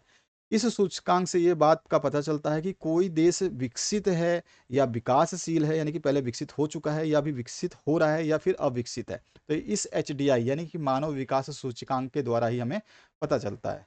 ह्यूमन डेवलपमेंट इंडेक्स, ठीक है, एचडीआई ह्यूमन डेवलपमेंट इंडेक्स जो है इसको बोला जाता है। मानव विकास सूचकांक को गणना के लिए जो अवयव हमें चाहिए वो देखिए क्या होता है। मानव विकास सूचकांक की गणना के लिए जीवन प्रत्याशा, स्कूली शिक्षा के औसत और अपेक्षित वर्ष और प्रति व्यक्ति सकल राष्ट्रीय उत्पाद आय द्वारा की जाती है। तीन जो है हमारे को जरूरत होती है। अभी हम आगे इसको डिस्कस करें, जो मानव विकास के स्तरों पर देश को जो है श्रेणीगत करने में उपयोगी होते हैं। ये तीन चार चीजें जो है नापी जाती है।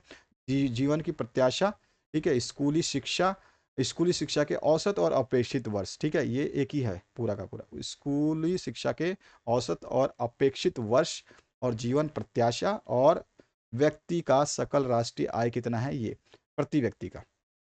इन तीन तीन चरणों में जो है नापा जाता है, जिससे जो है किसी देश की जीवन प्रत्याशा और शिक्षा स्तर और प्रति व्यक्ति आय जितनी ज़्यादा अधिक होगी उसे उच्च श्रेणी प्राप्त होगी, यानी कि उसको विकसित माना जाएगा। अगर थोड़ी सी कम है तो उसको विकासशील यानी कि विकसित हो रहा है माना जाएगा।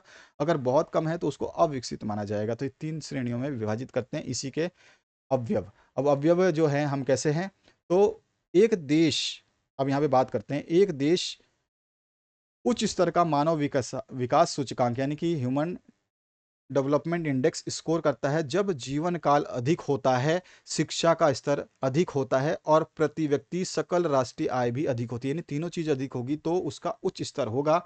इसे पाकिस्तानी अर्थशास्त्र महबूल उल हक द्वारा जो विकसित किया गया था, ध्यान रखना ये कभी कभी एमसीक्यू बनता है, ठीक है, कि एचडीआई किसने विकसित किया था या मानव विकास सूचकांक किसकी देन है।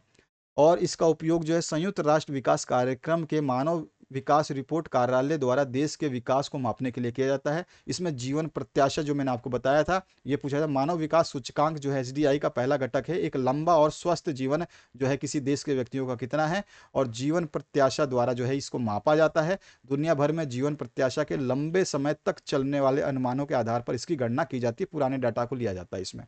इसके बाद जो दूसरी पॉइंट आती है स्कूली शिक्षा के अपेक्षित और औसत वर्ष, तो मानव विकास सूचकांक का दूसरा ये घटक है जो स्कूल में प्रवेश की उम्र में बच्चों की स्कूली शिक्षा के अपेक्षित वर्षों और वयस्क आबादी के स्कूली शिक्षा के औसत वर्षों से मापा जाता है।